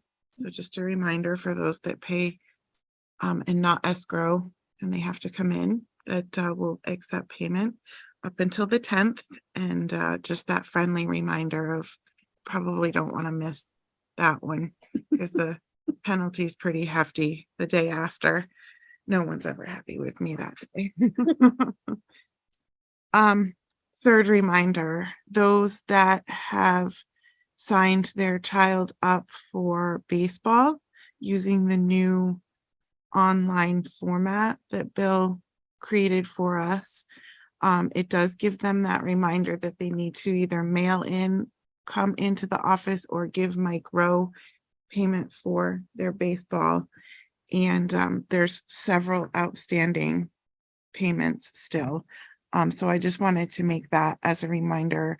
If anyone's listening to this or reads our minutes, or perhaps Mike hears me talking, maybe he can get that word out in the school as well. I know he's tried up to this point as well, but there's still several outstanding. And then just the last thing, I didn't know if we wanted to just update what we talked about at the personnel/financial committee that we had on Friday of last week. And how you wanted me to do that, or if you guys Okay. wanted to do it. And there's one other thing. So let me also thank you for providing the printout that shows our money in and somewhat used for the McKinley Avenue Public Safety Building. Welcome. That's item D in your packet. It occurred to us that we were gaining interest on the ARPA money. That was pretty. That was super. I don't know if you wanted to talk to Would that. you, for yeah, quickly. if the select board members would pull out it's a 2-pager, I think. Use some color. How did you do that? Huh. Okay. Mine's in fine. color too. Huh. Okay. So why don't you walk us through? Oh, it really Works a throws lot off. better. It's a lot better. Here, let me give you some knowledge. I In color. I don't No, have you can that take in because I do have. front of Oh, me. well, then pass it up to Yeah, I didn't know that that was included in anything that you guys were looking at. yes, thank you. I will want it back after. But Yes. Well, you certainly can have it back. So just a quick kind of glimpse at what this is showing us is obviously in each column are the monies that we allocated at first to get this started and to use throughout the new public safety building. And to remind people that aren't looking at this, we started with using the remainder of, no, I'm sorry, we started using the $30,000 that was a lawsuit settlement that was for the Rutland Fire Station. Mhm. So I kept track of the 30 coming in and what we could use until that depleted. Want to look at mine? It's not, okay. it's not in color, but We have a little bit of money left in that. I'm just kind of waiting for an invoice or another clerk of the works, kind of the smaller amounts to use that up. There's about $1,500 in there left to use, and a lot of the invoices that come aren't that small. So I can't use that money. When we depleted that, we had some money left over from the original Center Rutland bond. It was just a little over $54,000 to be exact. It was $54,679. And we used that right up. We do have $85 left over there. Again, it's a small amount, but nothing really seems to come through that small. So we moved then, and what we are currently in is the funds that were given for ARPA. And to remind people, we were granted $1.2 million, little over that, for our ARPA funds. So we are currently using that. We have used about almost 60 grand of that money. And we have about almost 1.2 million left to use. And when that's depleted, we'll move over to the last portion, which was the capital improvements that was on the ballot that people approved of. So those figures are in each column at the bottom. I wanted to speak to what brought us here was Mary mentioned the interest. It's pretty significant these days. The interest that some of our accounts are accruing. For us on our side, it's great. For people that are going out for loans, it's not so great, but we can say yay on our side because having ARPA funds of $1.2 million sitting in an account, since we've opened it, we've earned a little over 10 grand in interest on that money. So that's 10 grand extra, Right. that we can use on the building. Yep. And that's, I think, pretty awesome. And do too. it's every month it's earning that amount of money. It's, I'm gonna say between $4,000 or $5,000 interest each month. Pretty significant right now. So we can, on this side of things, we can be happy. So as you can see, we haven't used any of the capital improvements yet. And I do believe that the number that's up in the red in the corner is how much we've spent on the building so far. So almost $133,000 in costs. Basically, we can say that. So that's how to read that. And I keep updating this every time we have invoices or pay someone. This time around in your orders, we didn't have anybody to pay for the public safety building. Okay. So it's going to remain this way until we get a change. Okay, so these were all, I mean, the ARPA funds, we've already got voter approval. Well, we actually took the ARPA money in as lost revenue, which we were allowed to do. And then we designated that pool of lost revenue for the fire station, fire police facility. And then we've already got voter approval to use it for that. We've already got voter approval to use 771,000 out of our capital fund from 2021. Yeah. So whatever's accumulated in the capital fund since then that hasn't otherwise been used is also available. And all of these figures this is what Joe was spinning off, which is really what so we'll talk more about this when we're on with our town council, but there are some funds available to keep the bonding or other financing, and that's another issue, as low as we can. So there we are. Thank you. This is good stuff.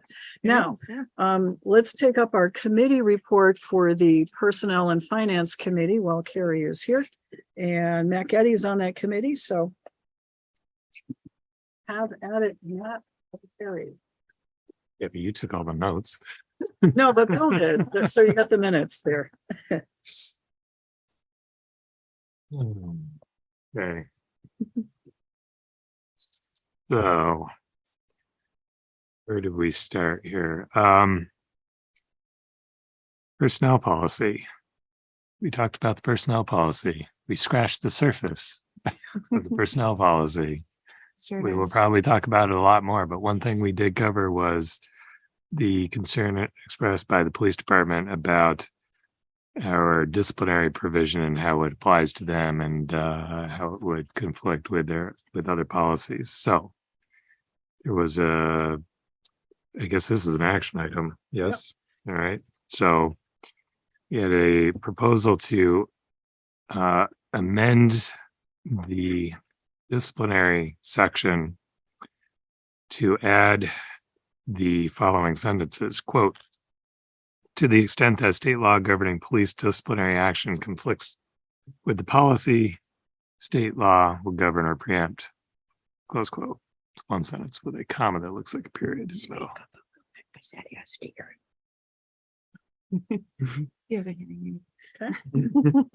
Ed, did you catch that? All right, one more time. So we're proposing to add the sentence to read, to the extent that state law governing police disciplinary action conflicts with the policy, state law will govern or preempt. And just to clarify, I guess, for the other members who weren't there, the policies that you are following, are those set by the Department of Public Safety or Yeah, most policies are come down now are come down from the legislature and goes to public safety, state police, if you will, and we adopt those policies that the state wants us to adopt. A lot of that, their use of force, use of our cameras, everything that we have used is controlled by the state at this point. so then I guess I will make a motion that we amend the personnel policy as stated. Is there a second? Second. Motion's made and seconded. Discussion. This is to the Lynette Gallipo brought this to our attention, and we didn't want to run afoul of state law governing disciplinary procedures for police officers, which is different than what we have in our policy. So hence the motion. If there's no further discussion, all those in favor of amending the personnel policy with this sentence, please say aye. Aye. Any opposed? Motion carries. Okay, so there's been other discussion about reviewing some provisions in the policy for consistency, and we will be discussing those some more, Yes. possibly at some point with an outside expert, because Mary and I both don't feel like HR experts. But Bill's going to ask for some additional help from the League of Cities and Towns, and we'll see where we get with them. Go from there. Let's see. Do we need to make a decision, Mary, on the issue of the vacation accrual calculation? I think we do, yes. Okay, so the issue here is that we have some employees whose job anniversary date coincides with the fiscal year, and some that coincide with the election year, depending on whether they're elected or hired, or I suppose hired at some other time during the year, right? So they're all over the place. And at some point in their years of service, they accrue additional vacation time. And so the question is, what should happen if additional time is accrued due to an anniversary date that occurs partway through a fiscal year? Right. Yes. So our suggestion, I think, from our committee was to prorate the additional time to either be 2 days or 3 days. I think, depending on whether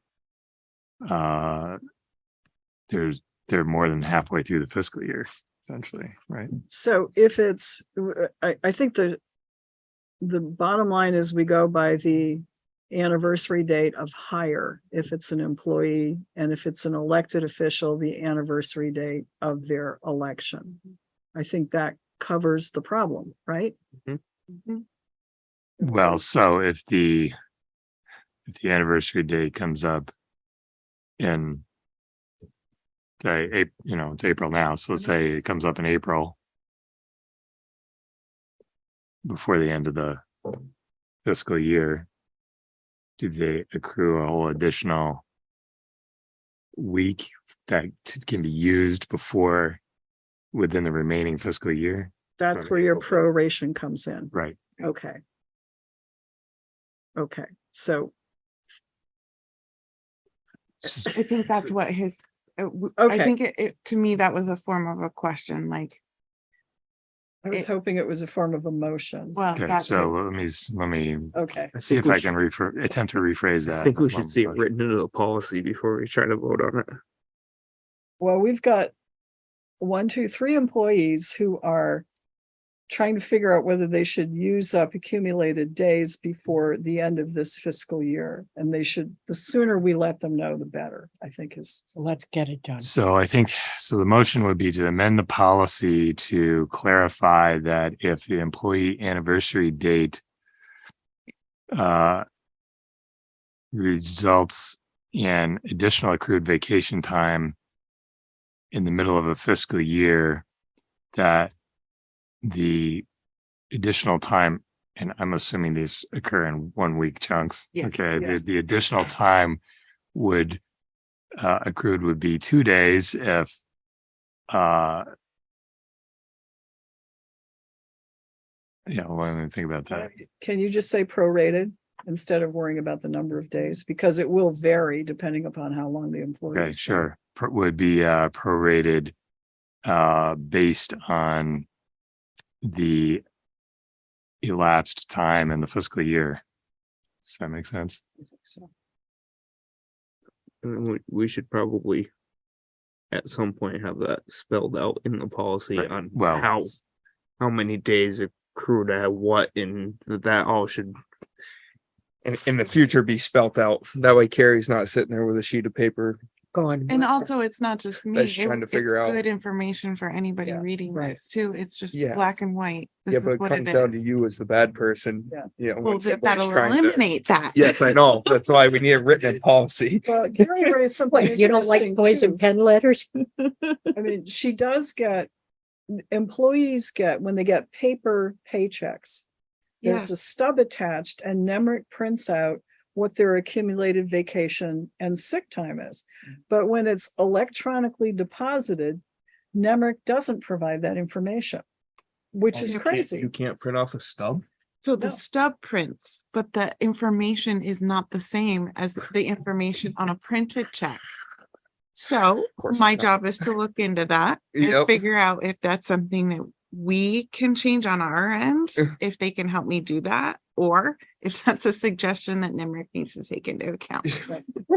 Oh, jeez. So I know, it's just when you think you got a little problem solved, there's, Right. yeah. That will also eliminate any questions when that gets solved. Yep. so Madam Chairwoman, do we I have a suppose second? Nemrick was designed by the state. Was the motion seconded? Second. Okay, thank you for the reminder. All in favor of the motion, please say aye. Aye. All right. Okay. You're gonna haze me by making me do personnel motions in my first meeting. I'm gonna. But we Right both time. sat in the personnel committee meeting and we both admitted that we really hated personnel matters, so. Well, I don't miss it. That bump you heard was the bus rolling over me. All right, what else do we talk about? Okay, well, I guess the last item probably that, well, I don't know, maybe the last item Kari cares about is we talked about doing periodic financial reports. Yes. So Kari has agreed she can at every other meeting provide us with financial reports showing where each budget category is year to date relative to budget, so that committees and department heads can review those throughout the year and keep track of where we are. So that would be very helpful. Yeah, it's kind of going back to the system that was in place way back when I first joined the select board, and it had been a policy. And a lot of nonprofits use it too. It's just like a snapshot of, oh, highways overspending their budget. What's the issue? So, Yeah. so for example, to pick on somebody in the room. So it will give us a better handle on where our numbers are and what we might need to adjust as the policymakers for the select board. That's all. And on that same exact note, if I'm up here, my job will be when those reports come out every other time, I will go over any significant things that I may see. And obviously, I would assume that any department head would already know where their budget stands anyway, so it wouldn't be any surprise if I'm up here and, you know, I see something and I'll report it out. It's not against any department. It's Right. just pure facts. It's something that they probably already know about. So that will be what I'll do. for Thank you. guys. Yeah, absolutely.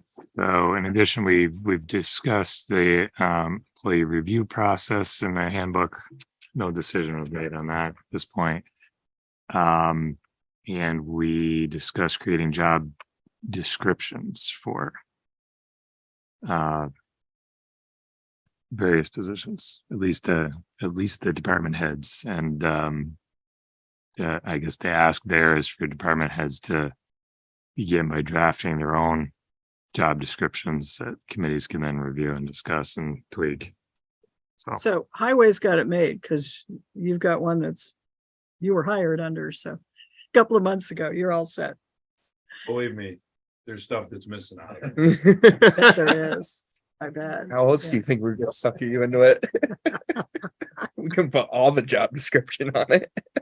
Is that it? That's it. Good meeting, and thank you both. Thanks for falling under the bus. Oh, you're welcome. Appreciate that.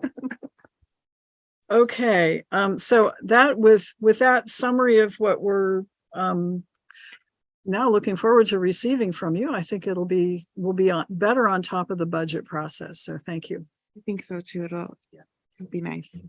And that's all I had. Thank you for reporting out for that. Any other questions for our town clerk or treasurer? So we've got a April 17th deadline coming up. We do. For ballots, and then we need to finalize the language for the warning, which hopefully we'll be working on in about 5 minutes. Great. Yeah. Yeah. What I'll else? leave all my other stuff for I was looking at what the ballot could look like, and I'm wondering how I'm going to fit 6 positions on one piece of paper, but maybe we can make the paper larger. It'll fit into the envelope. It'll fit. You can do the back side. And we'll have to remind voters to turn the thing over. Oh, and then okay. Whatever. Option. You're good It's at an this stuff. option. But yep. So, yeah. Okay. Can't you All right, see thank you. somebody Thank running you. down there? Can you come back? You didn't turn it over. Okay. What's next? Barbara Noyes Pulling. Hi, Barbara. Hey, good evening. So we'll try to squeeze a little information in here in the few minutes remaining. The update on the subdivision ordinance is almost done. We now need to do a summary of all of the changes that we did, and that's going to take a little time in and of itself. And I believe the town attorney advised Bill that the planning commission needs to be part of the approval process with the subdivision ordinance. So it needs to, okay. So we'll be doing a public hearing on that and voting on that and then sending it to you. Okay. Good. And then the only other thing I have is that we have the draft short-term rentals ordinance and the form that people will fill out. And we will have an informational meeting with the planning commission and with the public to get comments or ideas about that before we finalize that. We'll hear what, we'll put in what we hear from the meeting and then send it back to you. And, just as a reminder, that ordinance will include, registration and annual report and some penalties and the like.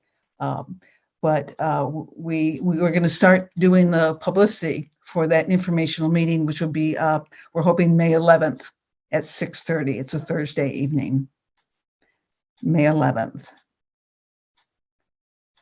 And just to start getting the word out about that ordinance and maybe get some ideas for what might not be in there. Okay. Good. Thank you.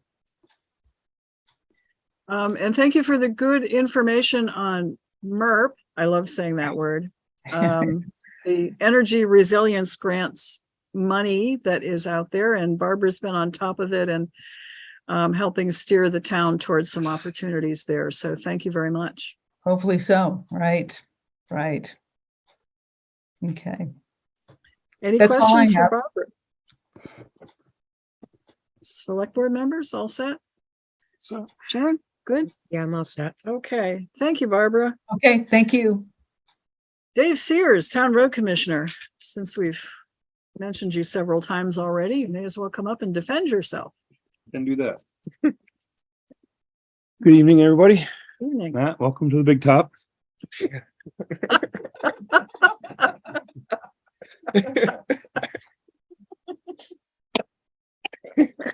And all the clowns in it. What's your special trick? Apparently it's not committee reports. Lying down under buses. There we go. Since the last meeting, we've just been doing a lot of maintenance, really. We finished servicing most of all of our off-road equipment. Changed the oil and greased, everything's all ready to go. The winter equipment, I bought some salt neutralizer. We mix it 3 parts to water, 3 parts water to 1 part of this stuff. Spray everything down and just kind of neutralizes the salt.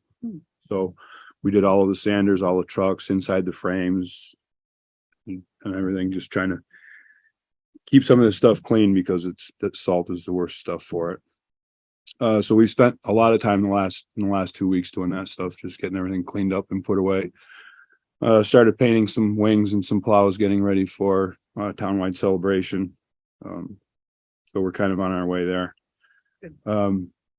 We made our last payment to our contractors and this was the fuel stipend for the year.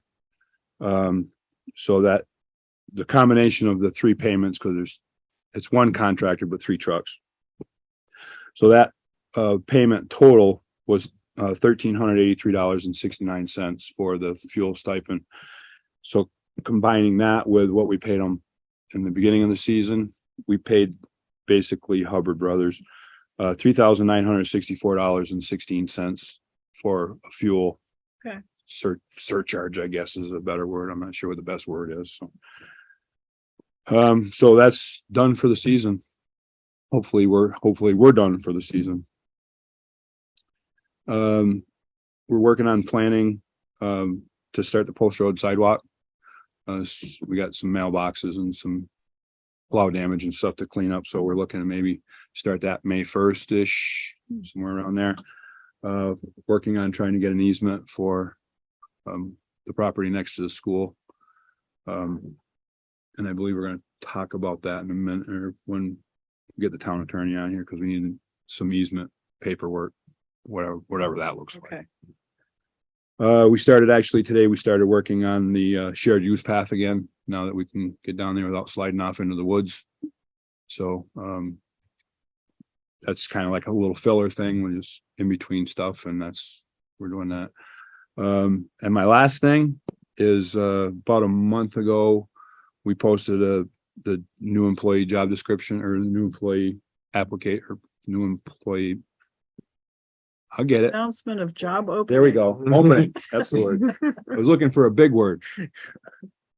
As of now, I believe we only have like 1 application. So we did it on like the 13th or the 15th of last month. I was going to leave it open for a month, but with only getting 1, I'm probably going to let it hang out there and try to get it into a couple other places and see what we can come up with. And that's where I am. Questions from select board members? The second new plow truck here yet? Not yet. Someday. I knew when we got the first one, we weren't going to get any more snow. Yeah. So that was a victory. Yeah. So you're going to tell me, don't ask this question, but what's the call out number? Oh. I'll jinx it. 42. Oh, there's going to be no jinx. 42. And it was 43 before extra payments.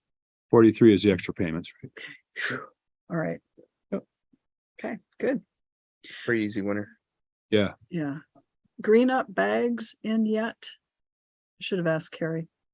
They are? Oh, wonderful. Okay.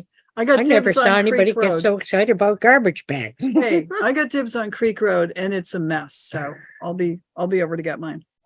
Thank you. Okay. So if, in regards to that, if people do pick them up and leave them beside the road or wherever they leave them, if they could just let us know where they are so we can go get them and they're not out there for a month, because we're not on every road all the time. So I just need to know where they are and we go grab them up. So it's okay for people to green up early and just call you and let you know there's some bags out there? Yeah, because it's normally what, the Monday after green up day, you drive around town, Yeah. pick them all up, Yeah, okay, all right, which is good. Any other questions? Thank you very much. Okay, thank you. Appreciate it. Thanks, Dave. And we've already done JP, I think. Well, he's not on anymore. Okay, so that takes care of that. Kevin's on. Kevin's on. Can we do Ed really quickly? And then we're done with department heads except for Bill. And he has to stay here anyway. Yeah, Are you gonna wanna do the committee or not? For recreation? we do have to do it, but we've got Kevin on the, yeah. Did you guys get a copy of this? Yep. That's a good man. So we had 64 calls of service, 2 traffic stops. I don't know if you got a copy of the stats for the month for the south end. We do this here once a month when this effort. So we don't get a copy, I'll give it to you. I probably shouldn't send it to you. So at a total this month for March, excuse me, not this month. Yeah. There was 179 total calls, 130 were in the south end. Last month it was, or February, it was 124 total calls, 93 in the south end. So the February percentage was 75% in the south end. March's percentage was 73% in the south end. We did 50 more, almost 50 more calls in the south end we did last time, but it shows a lower percentage just the way, because we had more calls in the other parts of the town. We had definitely had a lot more calls in the town on the south end last time. I heard rumors that the Cortina was going to become a permanent homeless shelter, so I called up Neil. I had to talk to him about something else, the fence, and asked him about that, and he assured me that this time the money's drying up in the end of June, and no, he's not going to have a permanent homeless shelter down there. So Okay, we'll see. Yeah. That's all I have, really. okay. Holiday Inn in South Burlington. Yeah, What? Turn it into a permanent, yeah. Also, I was They can asked keep it. to talk about the policy, the personnel policy. Apparently, we weren't really prepared to, so you guys have another meeting at some point in time where Lynn, I guess everybody's gonna get whatever, not gripes, but concerns they may have, they'll bring them up to you. You have another. Okay, Other yeah, person, 'cause- okay. Gotcha. So if we have a personnel policy, another, which. Meeting. Committee meeting. I think Matt really enjoys. We'll these. invite you folks to come in and What's talk with his us. face? After we recover from the last one that we had. Yes. Yes, thank you. Yes. That's all I have. Okay. Questions of our police chief? Okay, Perfect. thank you very much. You're welcome. Okay, Sharon, how are you holding up, and do we need to do anything to get you out of here, or are you okay for a while? Okay. Okay, good, thanks. So we have Town Council Kevin Brown on via Zoom, and I believe he has a number of issues he wants to review to give us his attorney advice. So this will be attorney-client privilege. Is there a motion to go into executive session for the purpose of getting advice from our town attorney? don't move. Second. Motion's made and seconded. Any discussion? If not, all in favor, please say aye. Aye. Anyone opposed? Okay. Thank you, please. Okay, we're back on the record. We're finished conversations with our town attorney, and we are closer to drafting a warning for the special town meeting about the McKinley Avenue Fire Station. But what we're going to do are double checking numbers, and Kevin's going to get another draft to us. And we want, Bill, if you could please set a special meeting of the select board for next week, Monday, April 17th at 5 p.m. And it will be for the purpose of finalizing the warning for the special town meeting. And you can toss any other business on, but that's primarily what it's going to be. Okay. And I think that takes care of what we needed to cover from that. Dumas has reported. So Mike Rowe, Town Rec Director. How are you? Hi. Sorry to keep you So up. how was that? That enjoyable, Matt? Welcome aboard officially. It's getting greener, so that means I'm going to start to mow. The pool cover comes off Friday, and I'll start cleaning that up and getting that ready to go for our targeted opening, like we always, just after Memorial Day. And we had a committee meeting, and Yes. we talked about. I don't know. Did you say anything, or you waited? No, they didn't allow me to. Oh. So we They kept talked pushing about me to the a back of lot the of bus. things at committee, of upcoming things we're going to do and what have you. We did talk about the concerns with off-leash dogs and cleaning up at the park, and we're going to just basically send out for more signage and just better conversation with people. I'm putting up some new dog disposable sites that are better than what we have. We had nice ones, but they broke. I mean, people broke them and trashed them. So we'll see how long these last. We have a couple of we have one citizen that we're putting together a dog day with training and vendors, and that's going to be on the 20th of May.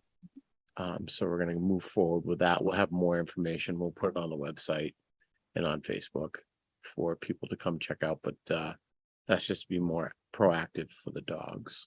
And we'll just see how the signage and stuff works. And maybe people will just basically follow the rules that are in existence. Our first constable reported he's now going up and locking up at night, that he has seen a number of dogs and they're all on leashes. So the word that the committee has been getting out and that you've been getting out seems to be working, we hope. And that's our goal. Yeah. I mean, we just want people to enjoy the park, but just follow the rules. So we haven't established any other steps in our committee meeting. We just talked about getting that first and then going in that direction. And Sharon can quickly read off stuff if she wants from the meeting. No, you're covering Keep it. going. What else was on there? I forgot. It's been a long day. The mulch. Yeah, we're putting in swings, which I purchased a while ago, which arrived a little while ago. So we'll be putting in swings up at the park at Northwood, right near the existing one, the existing playground. Okay. So we'll put in 2 swings. And so that'll be done, and we'll finish up with our fill for the chips, the rubberized chips, rather than that. So we don't have to worry about that forever. Rather than annually putting in the wood chips, and it's just more cost effective to do this over time, one-shot deal. So we're doing that. What else? The tennis nets and all that stuff will be up this coming week when I'm on vacation. Not really on vacation, but when I'm working up there, everything will get ready for the spring. The fields are getting ready. Maintenance truck has started over there. I've already started at the park getting the fields ready for middle school baseball and our other baseball programs that are starting in the next couple of weeks. What else did I have on there? As far as a lady is putting a petition out for the dog Yes, park. I was informed that some ladies are putting out a petition for a dog park in Rutland town, which that's great. I found that information third hand. They didn't come to me directly and say, hey, I will tell you, I don't really know of any spots at the park that we could put a dog park because of the school side, town side split at the park. And I don't think, though they have, and I haven't talked to them, but I can envision where they're thinking it would be wonderful, and we don't own that. And I can't see the other party agreeing to putting up a dog park on their parcel, but one would never know until we have a conversation. And we haven't budgeted for it, so it would be an expense that. No, and that's an expense that after what we paid for the fencing just at Dewey, I can only fathom the cost of fencing in an area. And maybe it's donated, maybe it's, I don't, who knows? I'm up for anything. I just heard that was coming. So if you hear that I heard that secondhand, that Okay. people are doing that petition. I don't have anything to do with it, but I'm not against it at all. I just, All right, we'll It's not just for wait me. and see if a Yep, petition see what comes in. happens. Yeah, okay. what else did I have on there? This is a combination rec admin and rec committee report, so. Essentially, yes, I'm just reciting what we talked about the other day, yesterday, as a matter of fact, before our meeting, and I think that's pretty much it. And you talked about treatment for the fields. Yes, so our backfield, it looks like a sandbox. It's probably sand. Grass doesn't really grow much there anymore. It did, and then all of a sudden, over the years, it's really deteriorated. Byron and I put in fertilizer for a couple of years, and that seems sorta, and then the grubs got in, and once the grubs got in, then the skunks got in, and then now it's over. And so I have reached out to a local town resident who also has a big lawn care company.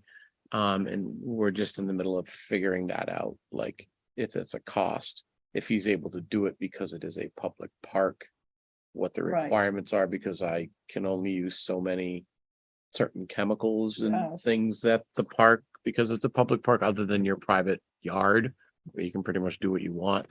So that might be coming down the stretch. And there was talk of cost, and I have more than enough money in, that would be a depreciation item to redo the field. But I would think that would fall under, Probably. I mean, something needs to be done. It's depreciated. Yeah. So that was talked about, and there's more than enough money to even do something small in the depreciation fund. So Questions? Bikes. yes, e-bikes. Someone brought up about e-bikes at the park on the trails. And we have, and there was, it's a discussion of an e-bike, but it is technically a motorized vehicle, which we do not allow on like our playing surfaces. Like you can't take your four-wheeler out there.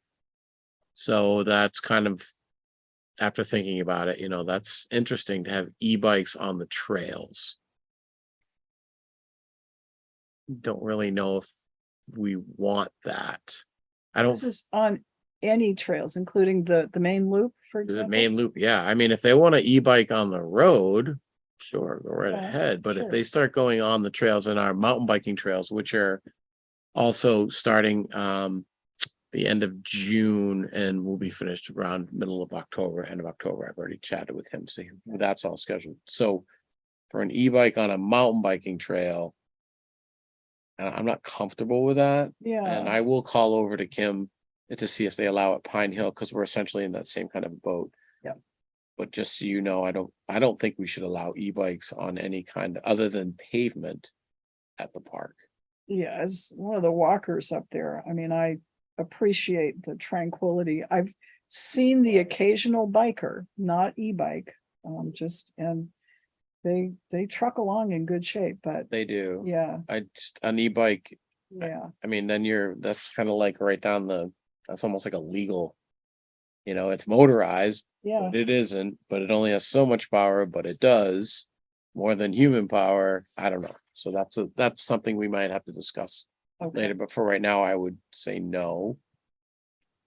And, on the trail part of the park, I mean, on the road, go ahead, knock yourself out. Do we need anything about that? I don't know. What do you think? Well, It says what's no the committee's motorized recommend? vehicles. I say we don't allow them. Number one, they're motorized. I don't think they should, in my opinion, I don't think they belong at Northwood.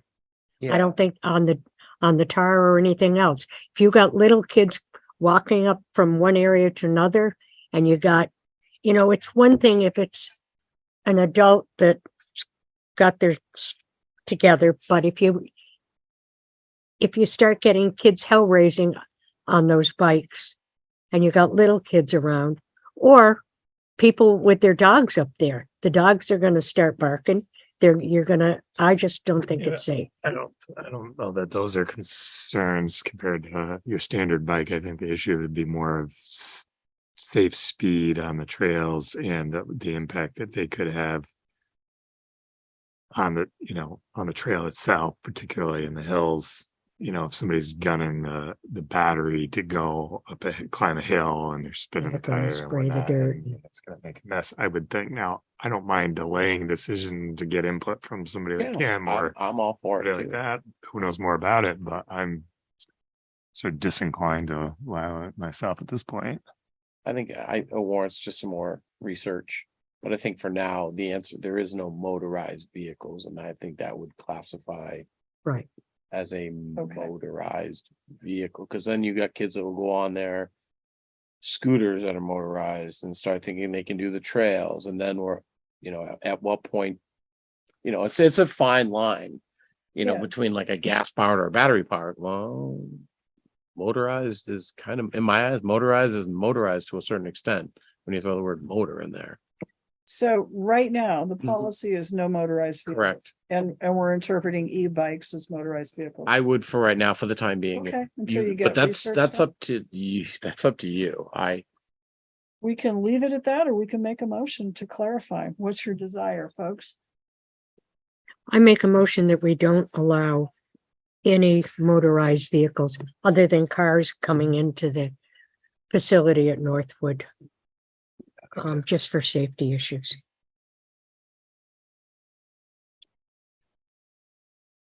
Is there a second?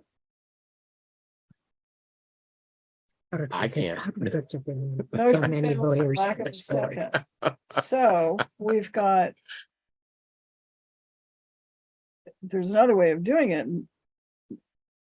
And that's just to reiterate our policy of no motorized vehicles, and an e-bike is one, You can table it. or table it. I would say you table it until you have the other two, Yeah. and then we can have a conversation. And I can do some research in the interim, checking with the So- city, see what they do. You need a motion to table that. Yeah, but I'll vote with you, so. Yeah, I want to get you home. I want to go. I think that's all I had there. Okay. So you folks all good Matt, with is there anything? tabling this? We'll do it fairly informally. Table it Yeah. for next meeting. I don't care. Okay, Don't ask me anymore. well, we do have to, Sharon, because we're down to 3 folks here, so. Bill, if you could put it on the agenda for next meeting, please. Okay, thank you. All right, I think that's it. Any questions for No, Mike? did I miss anything, Matt? So Okay. All right. Well, Okay, thank you very much. You need a ride home tonight, my dear? No? I drove. Okay. All right, so we haven't heard from Bill Sweet. We Thank have you a few anyway. items from him.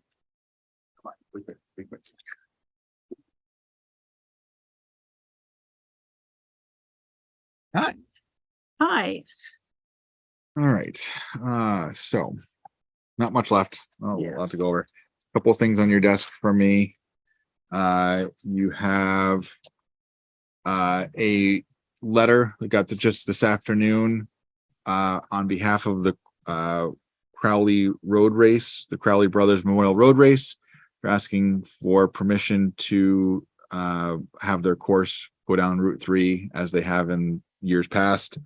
Goes from Proctor down into the city. They did provide us with an insurance certificate if there were any issues. So we have that as well, but this is something we have done in the past. So what do we usually do? Just Make a motion Make to a allow motion to them approve? to use our town as part of their route.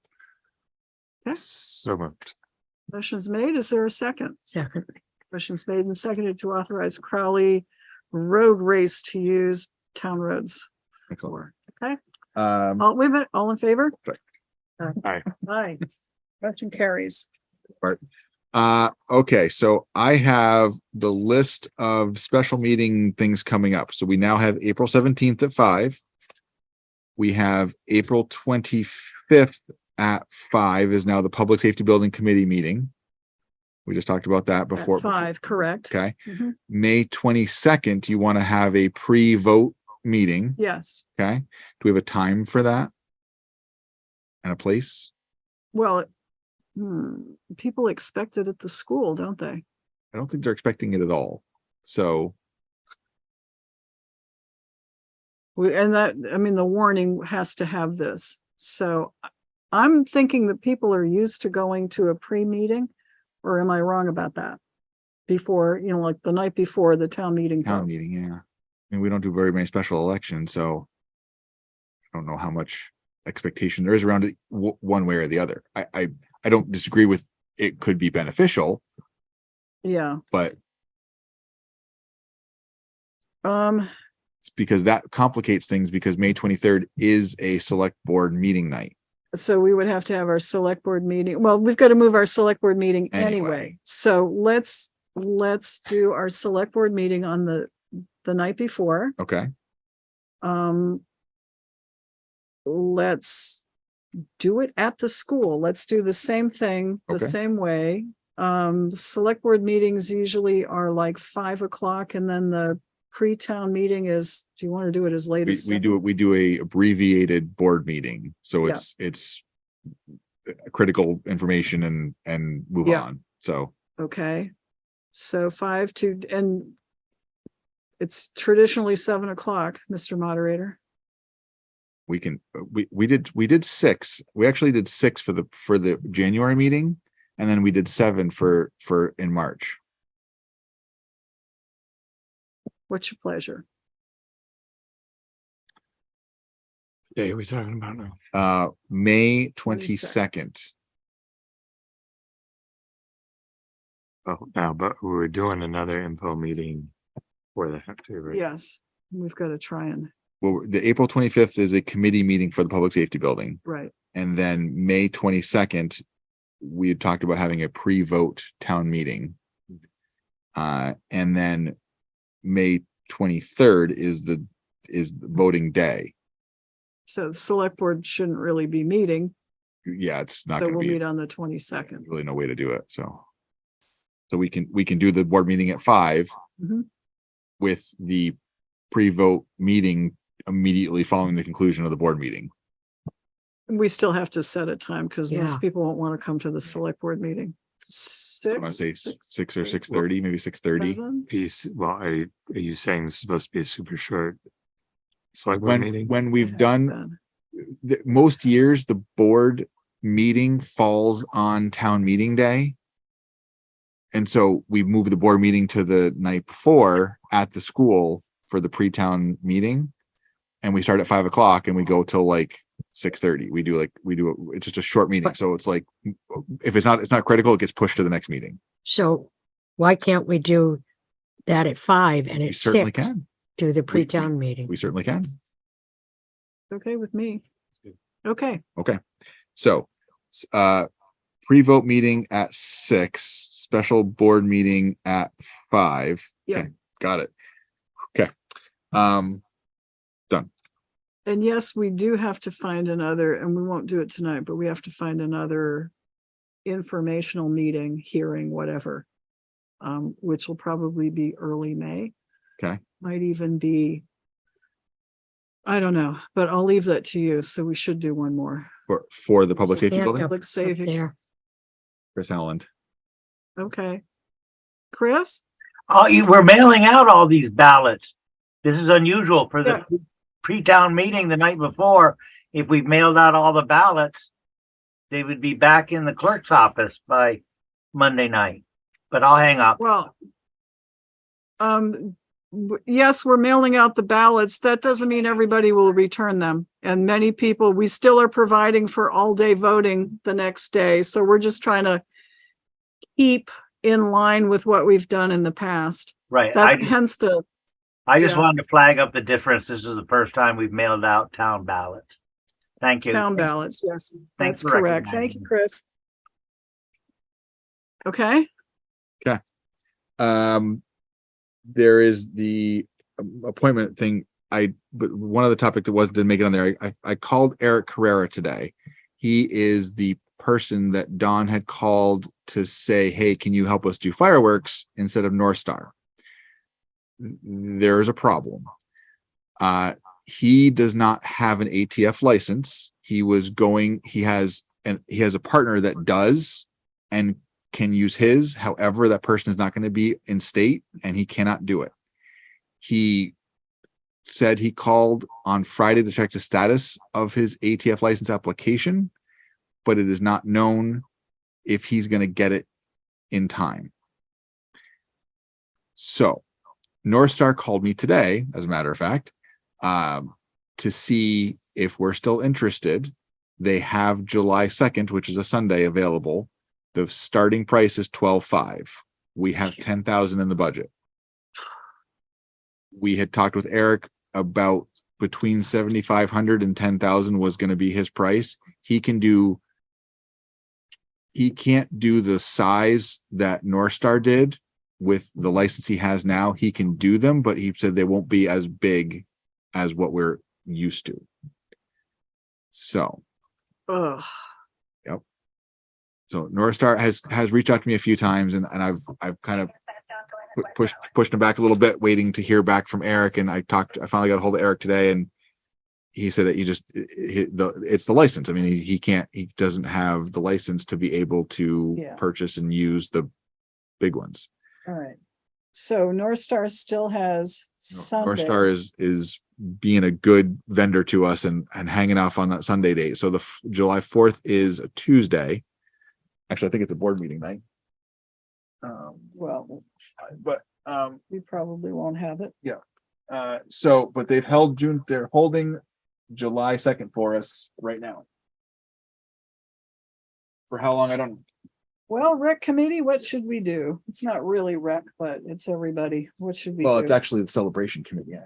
Okay. Well, if the man doesn't have the proper license, then, I mean, I don't like paying the higher price, but I don't want to get ourselves into a conundrum if something goes south in displaying those.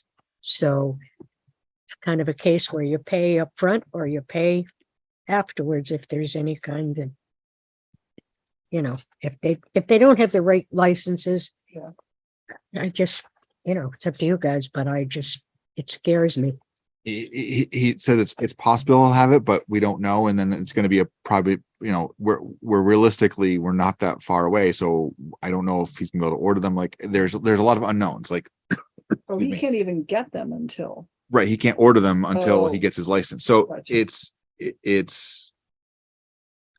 don't have any other. This is where we're at. Any other vendors to compare it to? There's really no one else that can we go back to North Star and see if they would meet us at least like halfway between it? That's the rock bottom. We got a letter. So we got a letter from them late 22 or maybe early 23, and they gave a detail about it's supply chain, like the cost to ship it across from they come from China. I mean, the cost to produce them, ship them, everything is more expensive. They said they were having to bid on container space. So that's why the costs went up, because it just wasn't normal anymore. We used to do this for 7,500 and they were talking about 15,000 for a budget, and they were willing to come down. The 12,500 is their compromise. That's right. You're right. Yes. Okay. So it was a drastic increase. In a few years, it doubled. I guess we better find the money then. I think we probably can. All right. So we should do a motion to authorize North Star. We don't have anything signed with the other guy besides he can't perform. And he was apologetic, but there's not much he can do. So no, there's not. But I kind of pushed him today. I said I need to know, because we can't really wait anymore. So all right. Okay, move to go with North Star for 12,500. Sharon, is that a second? Yep. All in favor, please say aye. Aye. Aye. Okay, I Motion will carries. get a hold of them in the morning. The last thing is the appointments. If you want to, we can. No, I don't think there's anything urgent in the list, so. None of the appointees are here waiting for their. Yeah, let's see, we've done the committee reports, we've. Wait a minute. Yep, sorry. Talking the appointees for. We like the fence viewer and Wayer Yeah, Pole and I figured that wouldn't be. critical. We took care of the listers. We took care of the ones we needed to tonight. Yeah. Any other business? Thank you all for hanging in there. Motion to adjourn is in order. Second, all in favor, please say aye. Aye.